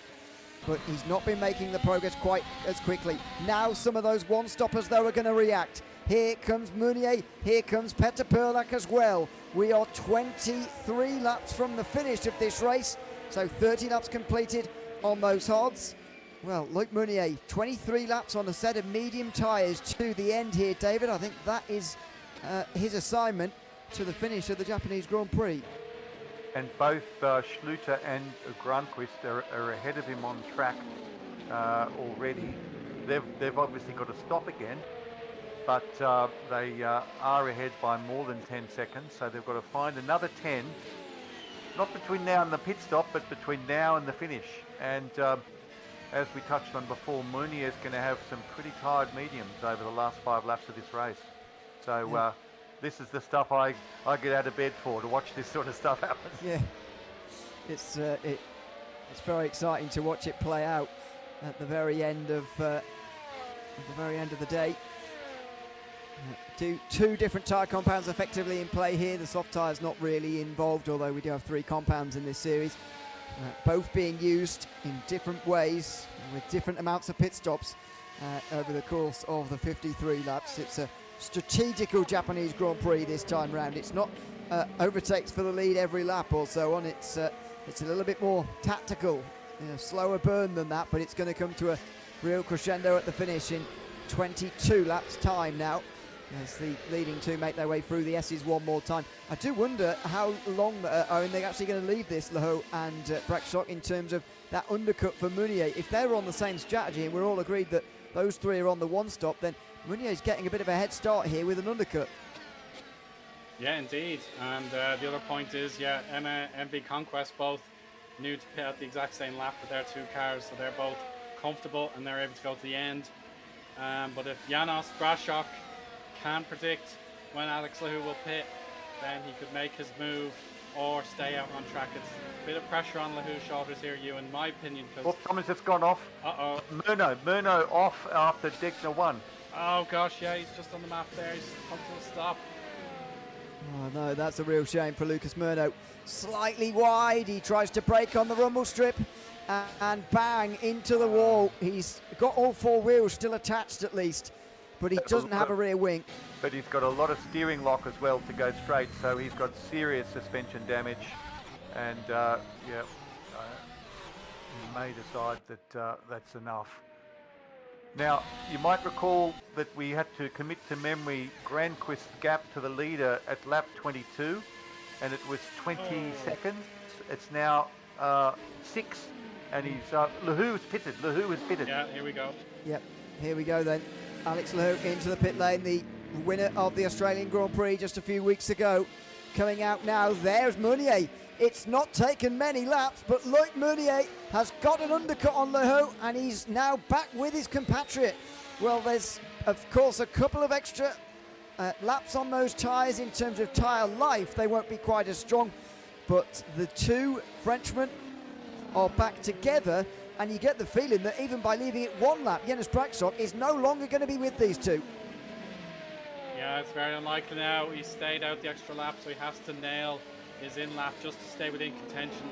These medium tyres are going to be absolutely lightning fast for the Frenchman. That will help them out, of course. They're going to get extra slipstream. In the case of Loic, he will have that boost with DRS, so it's big trouble now for Brakshock, unless there's something very clever going on for the Otten Malay team. Disadvantage. Luke has just gone past Granquist on my standings here. He must have made an error then, Granquist. Box.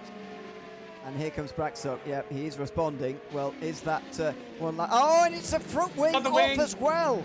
Jan Krakvist's strategy is unravelling before our eyes here. He's going to have to make his second stop now. He was going to make 2 anyway.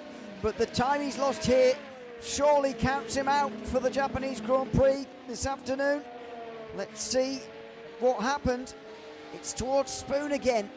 He's gone into the outside curb. It's not hard contact with the wall, but it's enough to take the front wing off and surely take Jan Krakvist out of contention. Yeah, I'm afraid so. There, Ewan, that was just a tiny error, but it's the full force of the barriers today that has knocked off the front wing, and that will leave him battling Nandor Marza. So you'd imagine that the battle for that position won't last too long. ALM MV should have the means to beat Nandor Marza despite the trouble for Jan today. So well done to Nandor, you have to give him full props here. He picked up 5 points in the Australian Grand Prix, and now if this carries on, he should be in line for 7 to 8 or 7 points, potentially even more than that. So he just needs to keep calm. And of course, Amine Suisi is also in range himself. So yeah, this shouldn't last too long. In fairness, Krakvist will have full commitment into that Spoon curve just to redeem himself. But yeah, Nandor Marza is definitely a contender for driver of the day.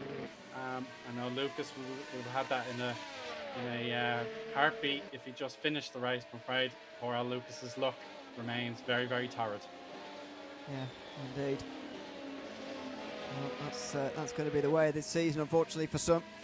As Marsa pulls off to the left-hand side here to let Jan Krakvist go, by the looks of it, and that might be the smart thing to do. What do you make, David, of Krakvist putting on the mediums there with... Oh, he's not letting him through, actually, Marsa. They are going to continue to fight. There's about 20 laps to go. I would have thought maybe the better race tyre for the distance of 20 laps might be the hard, but is this just a sort of throw everything at it, I might as well put the mediums on and see what happens sort of move because he's already had damage, or do you think that is the faster tyre for a 20-lap run? Had he already run the mediums prior to his damage? Yeah, he had.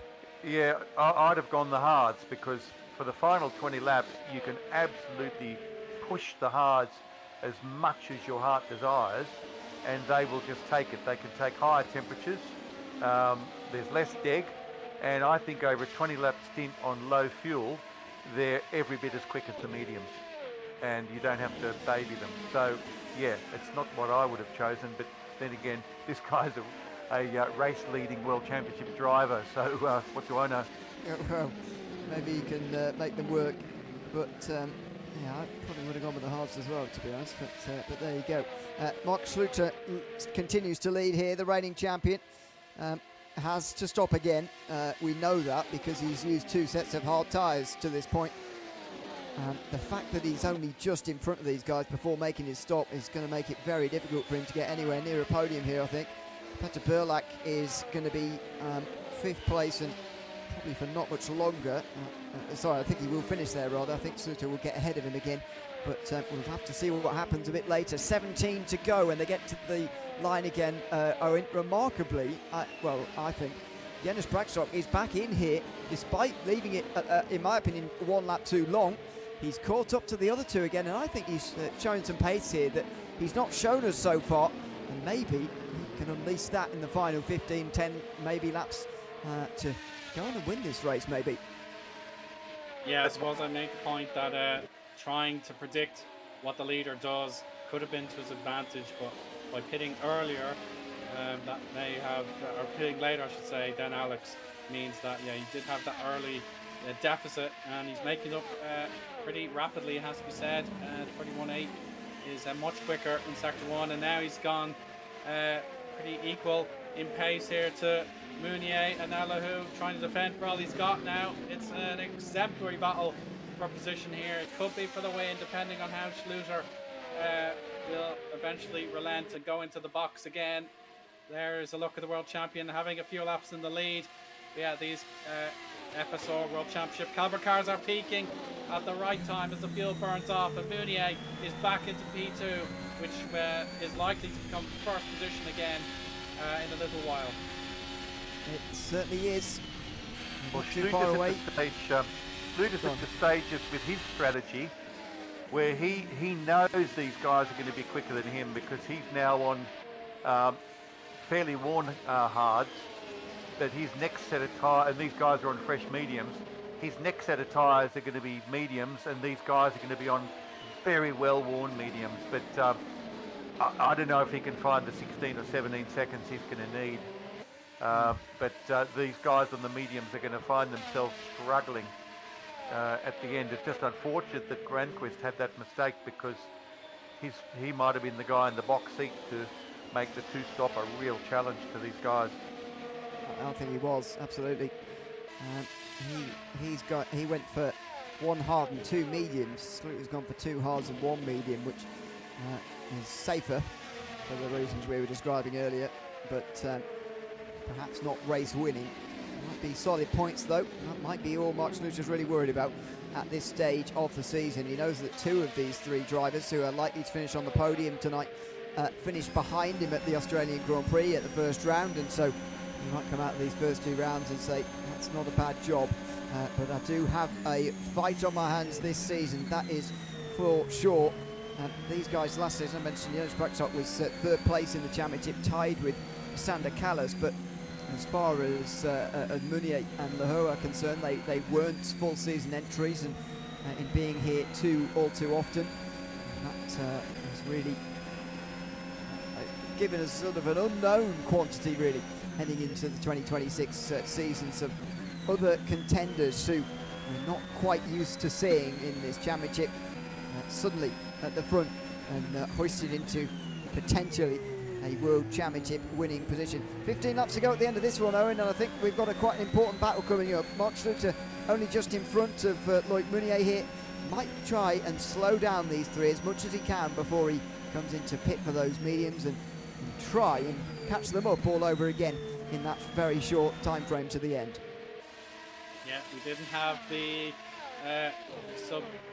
sublime drama to the last in terms of the race victory. It certainly came down to the battle for second, which went Schluter's way. But now we have contenders all around for victory. Most likely it is those 3 that have been tied to the hip for at least the last 20 laps or so. Schluter is going to have to eventually concede. This is not his day. He's tried something a little bit different. Maybe he'll have to go back to the drawing board and say, yeah, I have to accept defeat there, but a bit of a block there from Schluter, who does say, yeah, you're going to have to beat me on merit. I'm not letting go until you have something better than what I can do. That was a look down the inside there, but as you say, Schluter blocked it. He wasn't having any of it there. And would you agree, David, this is sort of important for Schluter to try and just hold these guys up as much as possible, or is it in essence about his own race at this point and just when he's going to come onto the mediums, or would you be trying to slow these 3 down if you can? Well, I think Schluter's race is going to be with Peter Burlack by the look of it. Burlack is almost exactly a pit stop behind Schluter. So Schluter is probably going to want to go as fast as he can, and he's just timing his move onto the mediums to get an absolute belter of a stint out of the mediums. So he could probably come in this time round. He's going to have 14 or so laps on the medium, which is doable with good performance. I think the first 12 are going to be the best. These other guys have got to do over 20. He's certainly not giving it up, is he? He's certainly not saying after you, sir. No. And contact! Whoa! He very nearly went around there, did Loic Meunier. And here comes Alex Leheux, trying to take the race lead as well. They're absolutely side by side of the 2 Frenchmen. Schluter held them up as much as he could, and Leheux on the inside takes the lead. So Loic Meunier there, second place for some time now in this race, and is again now. Jonas Praksok continues to sit and watch behind, and I think he's holding some speed in behind for the very end of this race. Schluter comes in, medium tyres. He's very close to Peter Burlack, but he's not in front. He'll have to make that overtake before trying to run these guys down again. But that was such a tight moment there, Owen, and they just got away with it. In the end, they're clear now to fight for the race win in the last 14 laps. Yeah, that's a desperation. Meunier knew I had to make that overtake before the world champion Schluter pitted. He couldn't do it despite his best efforts, and he's wound up receiving the awful situation that he predicted. So now that Schluter is ahead, or sorry, he's just behind Burlak here, that will mean he will surely be able to give Petar another bit of a dicing battle for that position. But we'll see how that goes. But of course, Mounier has to get payback very quickly, or else Lahu will pull away. You can see in the race view telemetry that Brashok with the double slipstream has been quickest of all in the second sector. Now across the line they go, nothing to separate them in the end of the lap. But Lahu has a lot of speed on exit. That'll keep him safely in the lead for the time being. But Brashok, he's been the sort of waiting gamer. He's just hoping for his opportunity to make a move. And Schluter, as I say, he has now made his overtake. And Petar has to concede the position for now. He will give it one last burst here, Ewan, before eventually it's too little too late. Well, Schluter with a 4th place finish would still score 15 points to add to his 21, so he'd be on 36 at the end of the day. He'd rather be hoping that Alex Lahu doesn't win again here, because that would be a very strong start to the season. But Luke Mounier finished 4th in Australia, so he won't be too disappointed with that. Oh, he won't be too far away from him, and he'll probably still be in front of Braxop, unless Braxop goes on to win. But either way, it's too early really to worry too much about the individual positions. You just want to have a solid start, know that you're there or thereabouts, and Mark Schluter knows that at least. So he is he's going to be feeling relatively comfortable with where he is. Here's Braxok again, looking at Loic Mounier at the moment, getting close to Alex Lahu. This is going to be quite a fight for the race win. There's no waiting around anymore. There's no strategy to play out anymore either. And Loic Mounier had a little look into the Casio triangle there. He'll be trying to avenge the events of a few laps ago. Well, by making that pass for the win, of course. He has another look towards turn 1. He can't make it down there with 12 laps to go. But are they going to just hold this battle off in its highest intensity, David, for a little bit longer? Because if you forget about Mark Schluter and you fight, you could invite him back to the battle for the race lead, as unlikely as it seems at the moment. Well, you could, and I'm just wondering if, in a strange way, Schluter fighting for as long as he did and staying out there for as long as he did and causing this group to tighten up is either deliberately or accidentally caused a bit of carnage, which may end up working in his favour. But the thing with these guys, Braxok has the freshest set of tyres out of all of them, but he pitted on lap 34, so he's 8 laps old. These other guys are 9 and 10 lap old mediums. They're already going to start to go off.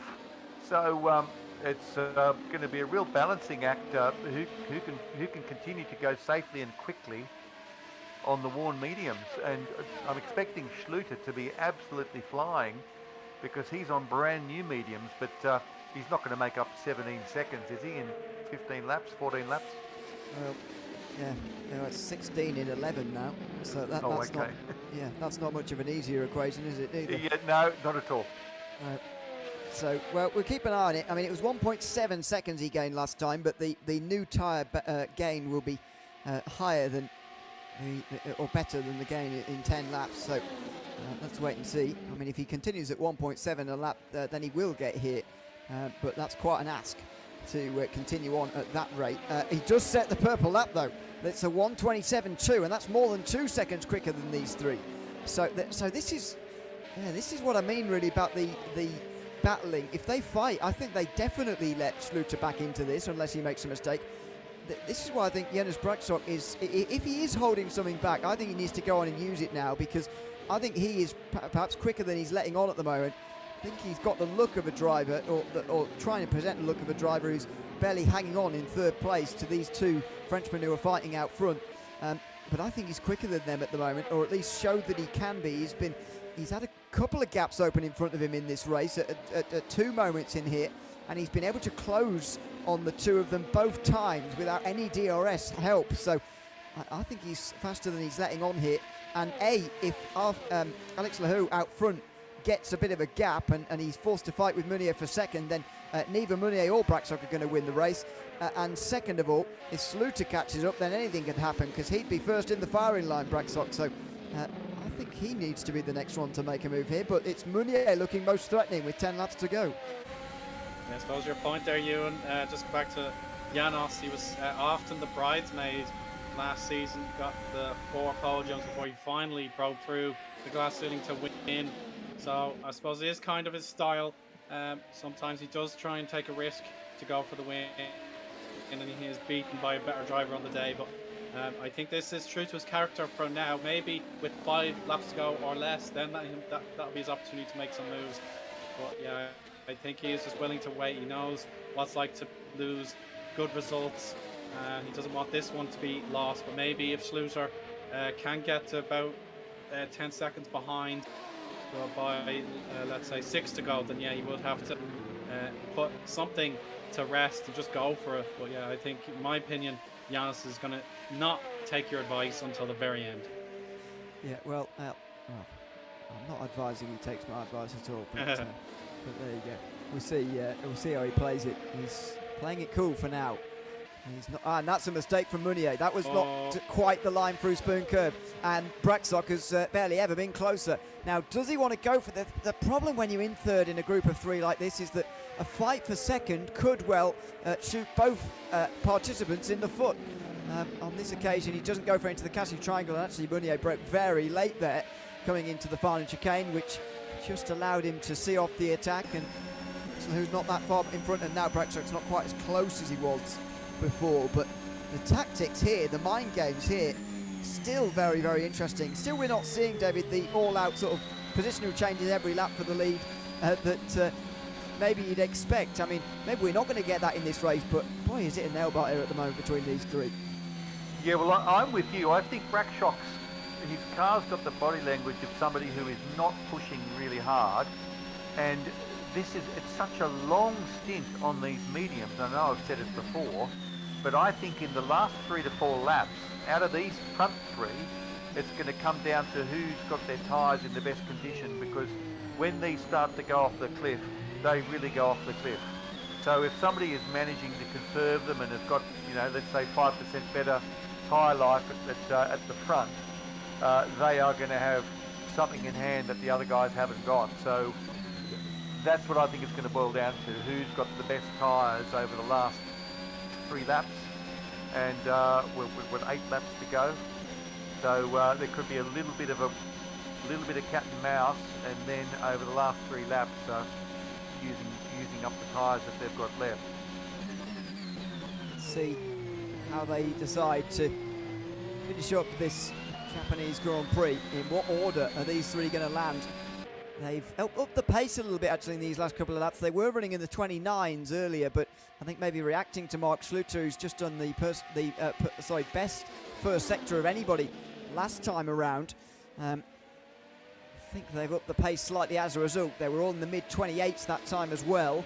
As Schluter comes over the line, we'll see what he does here. That was a 27.7, so that's less than a second gained, and that is good news for the 3 leaders. 14 seconds with now 8 laps to go. The equation's getting harder and harder for Mark Schluter here, Owen. I think we can forget about him now. It's about these 3 for the race win and what order they are going to end up in.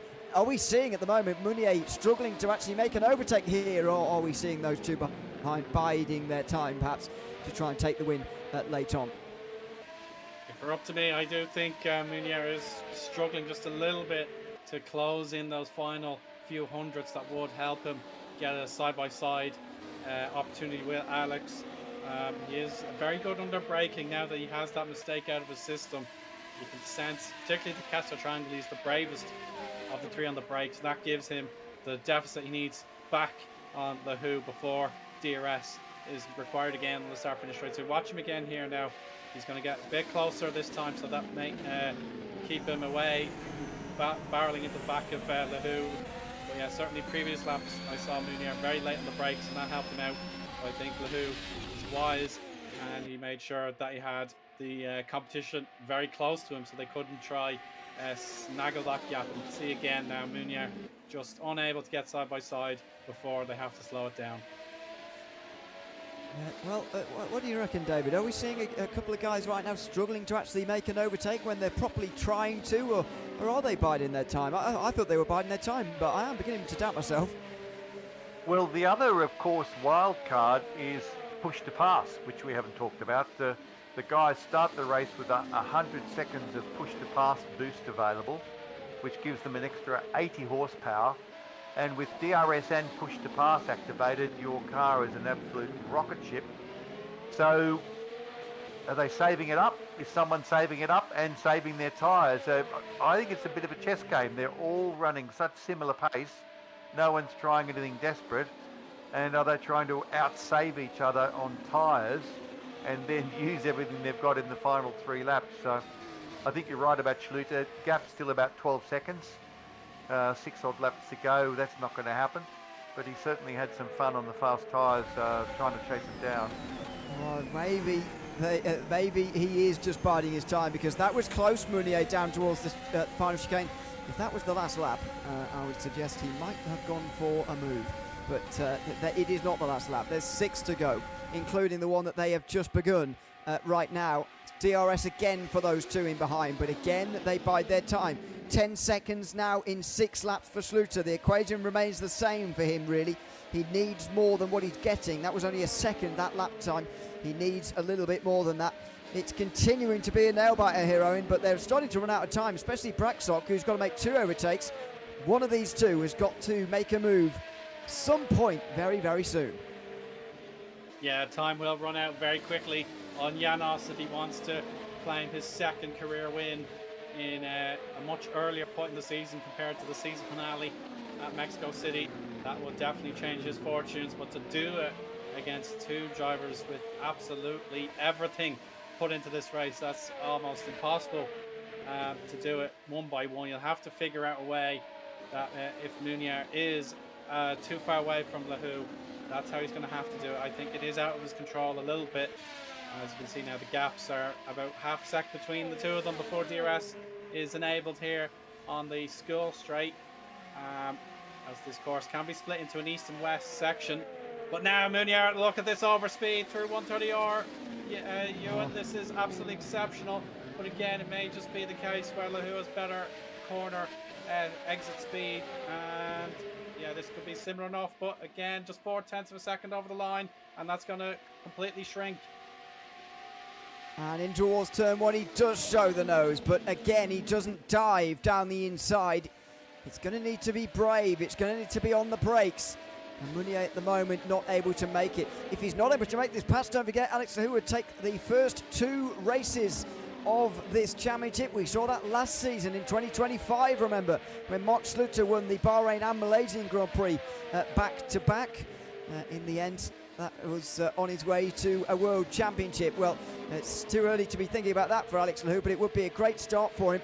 Mounier, David, here seems to be getting closer and closer, though, and we're just waiting for that moment where he finally goes for it.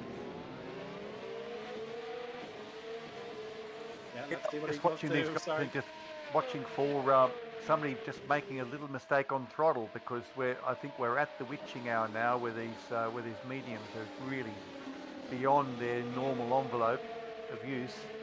And if somebody's only got to stomp on that throttle that fraction too early or that fraction too hard, and lose the rear end. So it's incredible discipline and precision at the moment, but somebody's got to try something soon. Yeah, indeed. Something has got to give at the front of this race. These 3 have been too close for too long to just run like this to the end, surely. Maybe they've done the smart thing and holding off from their fighting until they know that Mark Schluter can't get there, even if they start to fight now. 4 laps to go in the Japanese Grand Prix, and Mounier was very briefly alongside there. He showed the nose, the front wing maybe overlap with the rear tyres of Alex Lahou, but he's going to need much more than that, Eoin, if he's going to make a pass round here, especially into turn 1. Yeah, he does need to be 3/10 behind at the start-finish line to stand any chance. Just the 4/10 and above is just a little bit too much to ask of anybody. But Mounier, for the first sector now, he'll just have to stay behind, and now we're into the 2nd sector. So again, it's very difficult to overtake in these parts of the circuit. Yeah, the hairpin, you have to be side by side already, and Janos not too shabby there. He's very close himself. Is he finally going to feel like it's my time to shine if Loic's tires are in the worst shape of all? Yes, the podium battle. Munier's off. Oh, he is off. why? He is off. Outside the spoon. Bracksock with a gift. Bracksock with a gift. And now he is in prime position, you'd say. But are they going to fight amongst themselves for second again now as they're coming towards 130R? Bracksock is going to be defending from Munier, but in so doing, he's got the overspeed on Alex Lahoe. He's looking to the inside. He wasn't given too much room there. Into the chicane. They were so close. In the end, Bracksock's the one who loses out on the exit. Munier comes back round the outside and steaming onto the front straight back in second. The gap, though, to Alex Lahoe just extends. 3 laps to go. I don't think that's a race-winning gap, but these two are going to have to work mighty hard now to get back on terms with the race leader. Yeah, you have to credit Loic there. He did exactly the right thing. Bracksock, yeah, you can see the replay of spoon curve. So Janos did the brave doubt on the inside, but it wasn't open, and then Loic manages to pick him off expertly. Like, watch this on the onboard on the replay. You can see he'll know the overtake opportunity is there, but he just have to brake a little bit earlier there.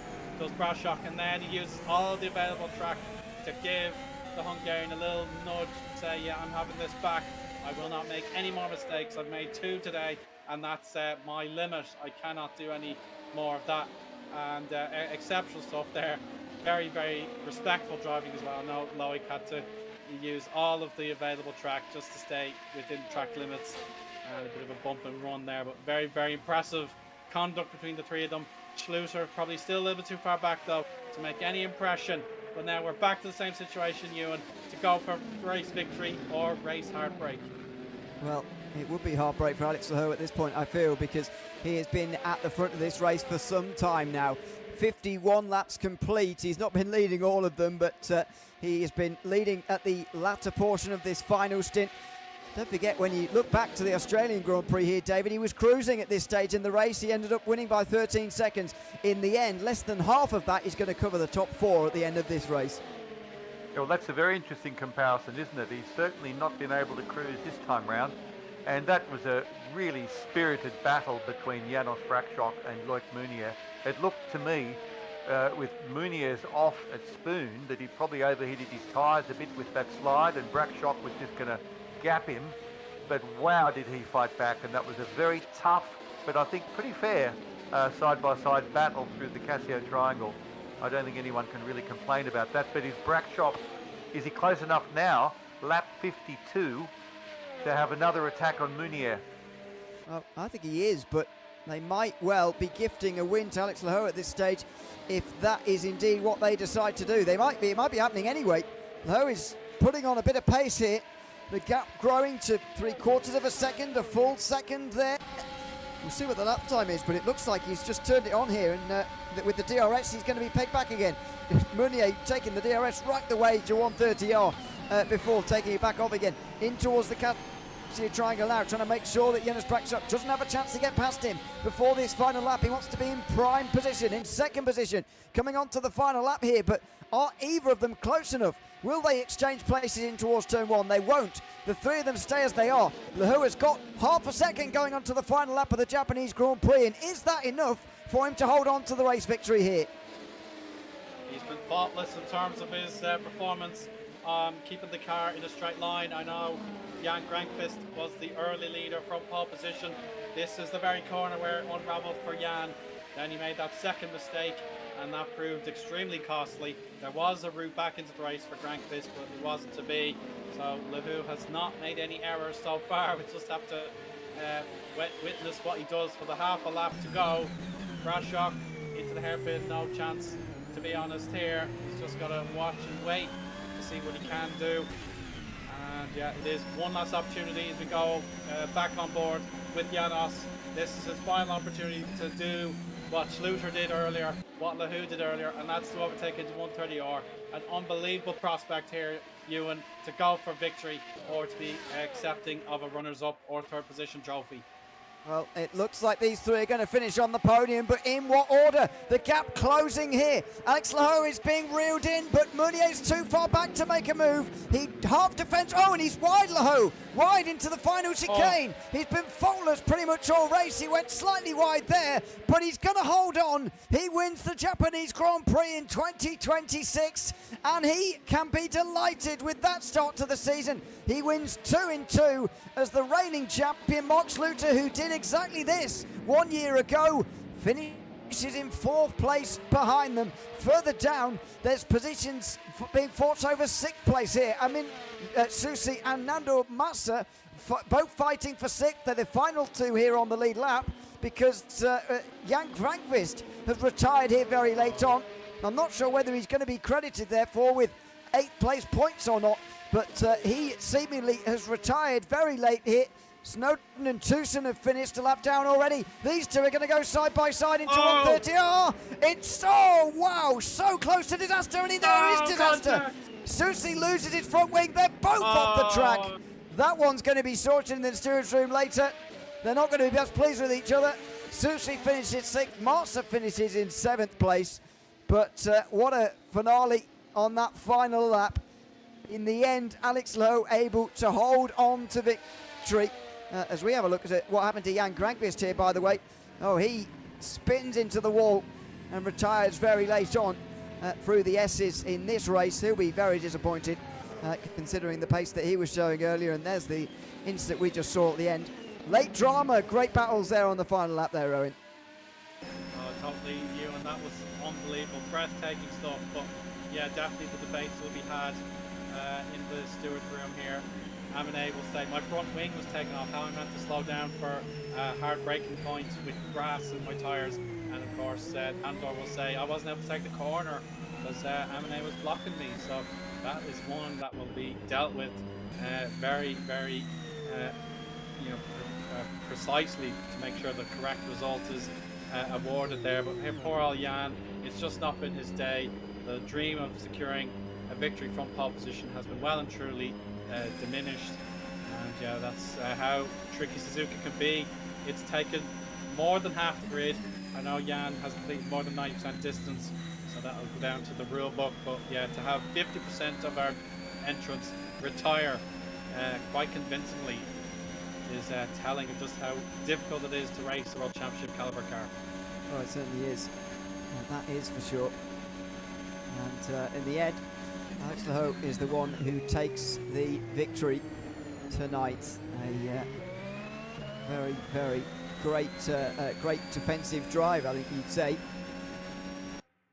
As we'll in a moment have a look at the race results from the Japanese Grand Prix. Not many finishes in the end, such as the difficulty of this race, and therefore not many scoring points either from tonight. But we'll show you the race results anyway.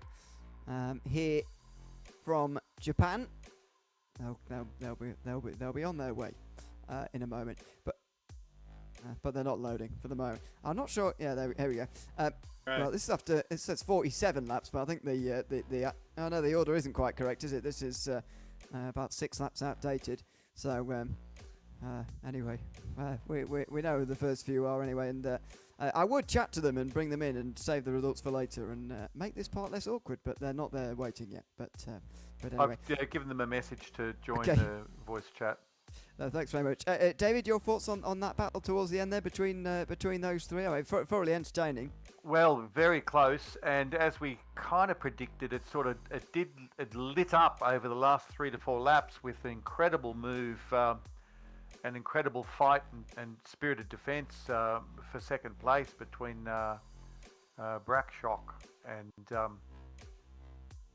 mine's gone blank, and second place. Yeah. And wow, but that was an amazing fight right at the end of the stint. Schluter nearly made it work, but he was 5 seconds away. But I think a good comparison is probably to where he was compared to Peter Briac, who was the guy on the one stop, and Schluter was 24 seconds up the road from him, I think. So yeah, very interesting fight, interesting strategy, and some really good racing. A lot of DNFs, unfortunately, but it's a tough track that requires a huge amount of commitment. I can see we've got Alex Lahou here ready to speak to us, so I'll bring him in, guys. Yes, let's have a chat to the race winner tonight, shall we, from the Japanese Grand Prix. Alex, welcome in. Congratulations on taking your second victory in the first 2 rounds of the World Championship this season. But this victory was much closer than the one at the Australian Grand Prix a few weeks ago. Just talk us through those final few laps and how you were aiming to defend from Loic Meunier and Yannis Braxot behind you. Yep, hello guys, hello Owen. First off, that's the first time we visit together. Yeah, I guess quali was very close between Jan, of course. Made a mistake on my lap, was the hairpin I think, which compromised pole position because I did my best ever sector 3. Start of the race, the plan is simple. We opted for the 1 stop. We were thinking about the 2 stop because this track with this tire, with this pace, it's a bit of a no man's land. Like you don't know if you're going to go for the 2 stop or the 1 stop. So we opted for like the 1 stop, just parking the bus on the first stint because you know there's no point in pushing if you're like in first place. Then Jan made a mistake, a crucial mistake on lap 7, which compromised a bit our plans. Then it was just like onwards a waiting game.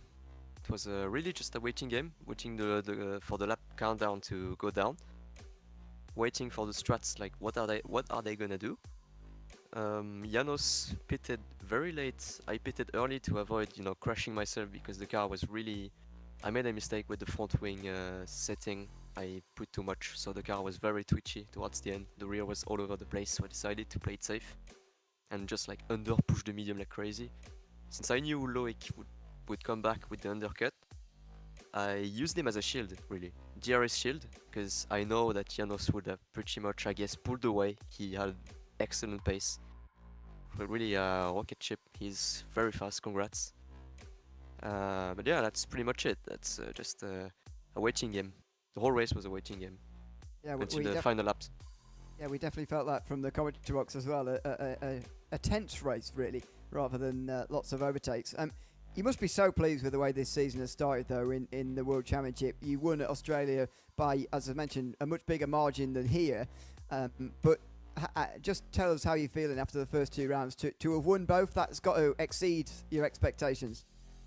Oh yeah, definitely. I was expecting maybe top 5 with top 5 with my current form, I guess. That. Yeah. Top 5. No, but I was expecting to be in the top 5. Why? Top 5. I was expecting maybe top 5. All I want to say is, Alex, your Yeah. race debrief and summary was so comprehensive and so accurate and so informative that you're going to put us out of work because we're supposed to ask questions and get these great bits of information from you. But you I gave apologize. I will try and work on it. Yeah, try not to be too thorough in future, please.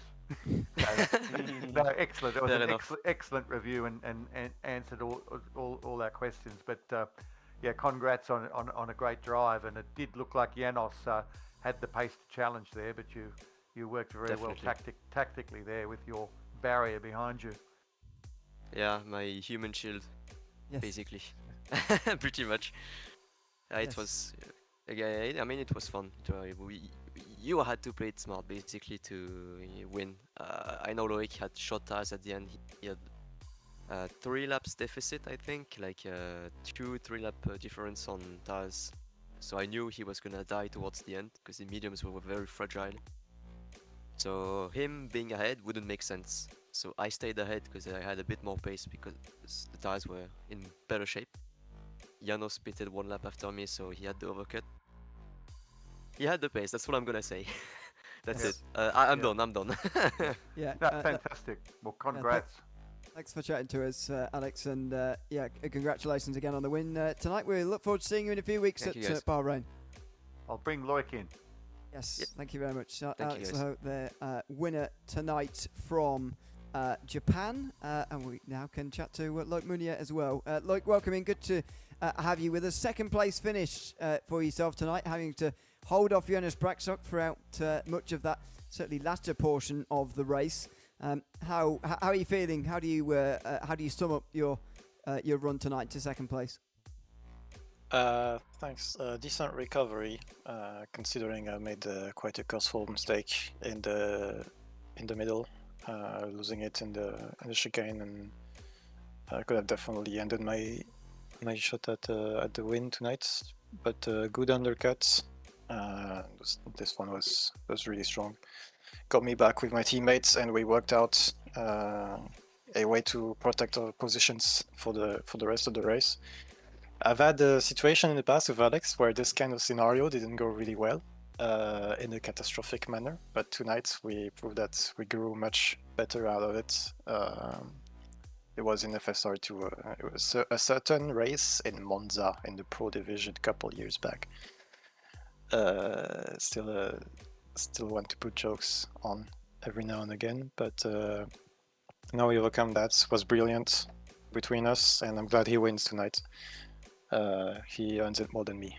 So yeah, and obviously congrats to Gratchuk because he was really, really good tonight. Well, that was the overriding thing that Alex seemed to be saying as well, that it was a fight for you two to try and keep him behind as well over the course of this race. Just how difficult was that in terms of defending here? Because there's two DRS straights here quite close to one another on the run down towards 130R and then the run to turn 1 as well. But as with Japan, it is not the easiest circuit in the world to overtake. How would you rate it as far as difficulty of defending here tonight? Pulling the defensive move itself, not really, because we've maybe had 2 or 3 moments where we actually had to defend. It was more about managing the gaps between one car and another, not getting too much dirt here from my teammate, and at the same time not holding back too much, because then Janos can just have a go at me. So it's more about managing the space you have around you and knowing how to defend this way. It's a different kind of defense than just simply having to cover off someone on the inside or the outside. It's a lot more technical. And the addition of the second DRS zone certainly made it more tricky. Promoted racing a little bit better on this track that's historically known to be a snooze fest. It still was in some sense when I didn't have Janos behind me, but yeah, it certainly made it very tricky tonight. Congratulations on getting yourself to second place, just in behind Alex Loic tonight, and thanks for coming to chat to us after the race as well. Thank you. Thanks very much. That is Loic Mounier, who finishes second tonight, just in front of Jonas Braxock, who we can also chat to now. Jonas, welcome in. Good to have you with us. A podium finish for you tonight, your first of 2026. Was that a frustrating race for you there, though, being especially late on, being stuck behind Alex and Loic to the very end? Well, it was really entertaining, I guess, both for you guys and for us on the track. Yeah, it was really strategic race. My plan was at the beginning just to stay with them, knowing that they will have a little bit more top speed than us. And yeah, surprisingly, I managed to look after the car and the tires comfortably. But yeah, I only had one chance, but Alex was too far to execute that overtake. So, but yeah, it was really fair. Yeah, really good race tonight. Did you see this race as sort of almost more important than normal because of round 1? You finished down in 8th place at the Australian Grand Prix, which I think, well, certainly at least in my opinion, is lower than what we'd expect to see from you, as proven tonight, I think, by a podium finish. Did it mean that tonight meant more, knowing that, or did you sort of extra motivated to try and bounce back from finishing down in 8th place in the first round? Yeah, 100%. You're right. Yeah, it was really important for us because, yeah, last time I was nowhere about the car. I didn't had any idea how to tame that car, but today it was fine. But still gonna work a lot to catch the MV guys. But yeah, we'll see. The season is so long still. Indeed, we've still got what was it 5 months to go till the last race, so it's a long season. Thanks for chatting to us tonight, Jonas, and of course entertaining us out on the racetrack, and congratulations on a third place finish. Yeah, thank you. So much. That is Jonas Braxok. Another podium finish to add to his pretty growing collection now in the World Championship. He's now got, what is it, podiums was? 11 podiums now with tonight's latest edition. We see the race results on your screen, by the way, here. Jan Grankvist, will get points despite being a DNF there. He did manage enough laps. Final thoughts from yourself, Owen, tonight? It was, I'd say, a nail-biter, a bit of a tense one in the end. Alex Lowe and Loic Mounier able to coordinate to keep Jonas Braxok behind, but it's a good sign for the season, really. The reigning champion not dominating just as much as he was last season, and we've got, yes, we do have MV at the front looking strong, but they certainly have some challenges. Yes, of course, and I suppose a couple of months between the 2025 event, which Patrick Hanko was triumphant in, and the 2026 race coming so soon. Pretty much equal parallels, to be honest, because the podium sitters that day were all separated by 1.3 seconds, and today we saw something even more extraordinary. Towards the end, all three were within a hair's breadth of each other. So yeah, a bit of the extraordinary coincidences, or deja vu, if you want to have a funny pun there. Absolutely brilliant stuff from our leaders, and I suppose commiserations to Jan Grankvist in particular. Just so unfortunate we could not have seen him at his best, as he's made a few errors too many. And of course Schluter, it's not like him to be left so anonymous, but he nevertheless did make a fight of it at the end with his two-stopper. But yeah, brilliant racing tonight. I'm so happy to have been here with you today, Ewan and David. Yeah, I mean, if you look at those standings as well, David, I know it's early, but I think we can still call this a sort of top six emerging.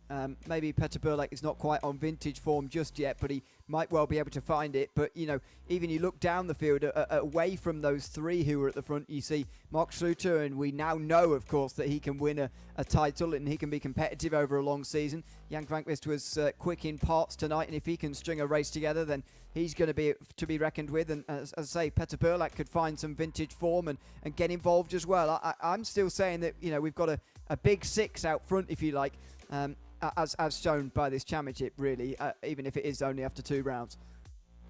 Yeah, I'd agree 100%. There's 6 guys there who do not like not being on the podium, and a couple of them we haven't yet seen them on the podium, but they're going to do what it takes to get themselves there, study what these other guys are doing, and bring themselves up to race-winning speed. So it's going to be fun watching them attack it. Yeah, it absolutely will be. Next time they'll be out there attacking it, indeed, will be at the Bahrain Grand Prix. That is in 3 weeks' time today. The Pro and World Championship broadcast will be live, same time, same place as you found this broadcast here this afternoon or this evening. So make sure you join us for that next up on the 16th of April.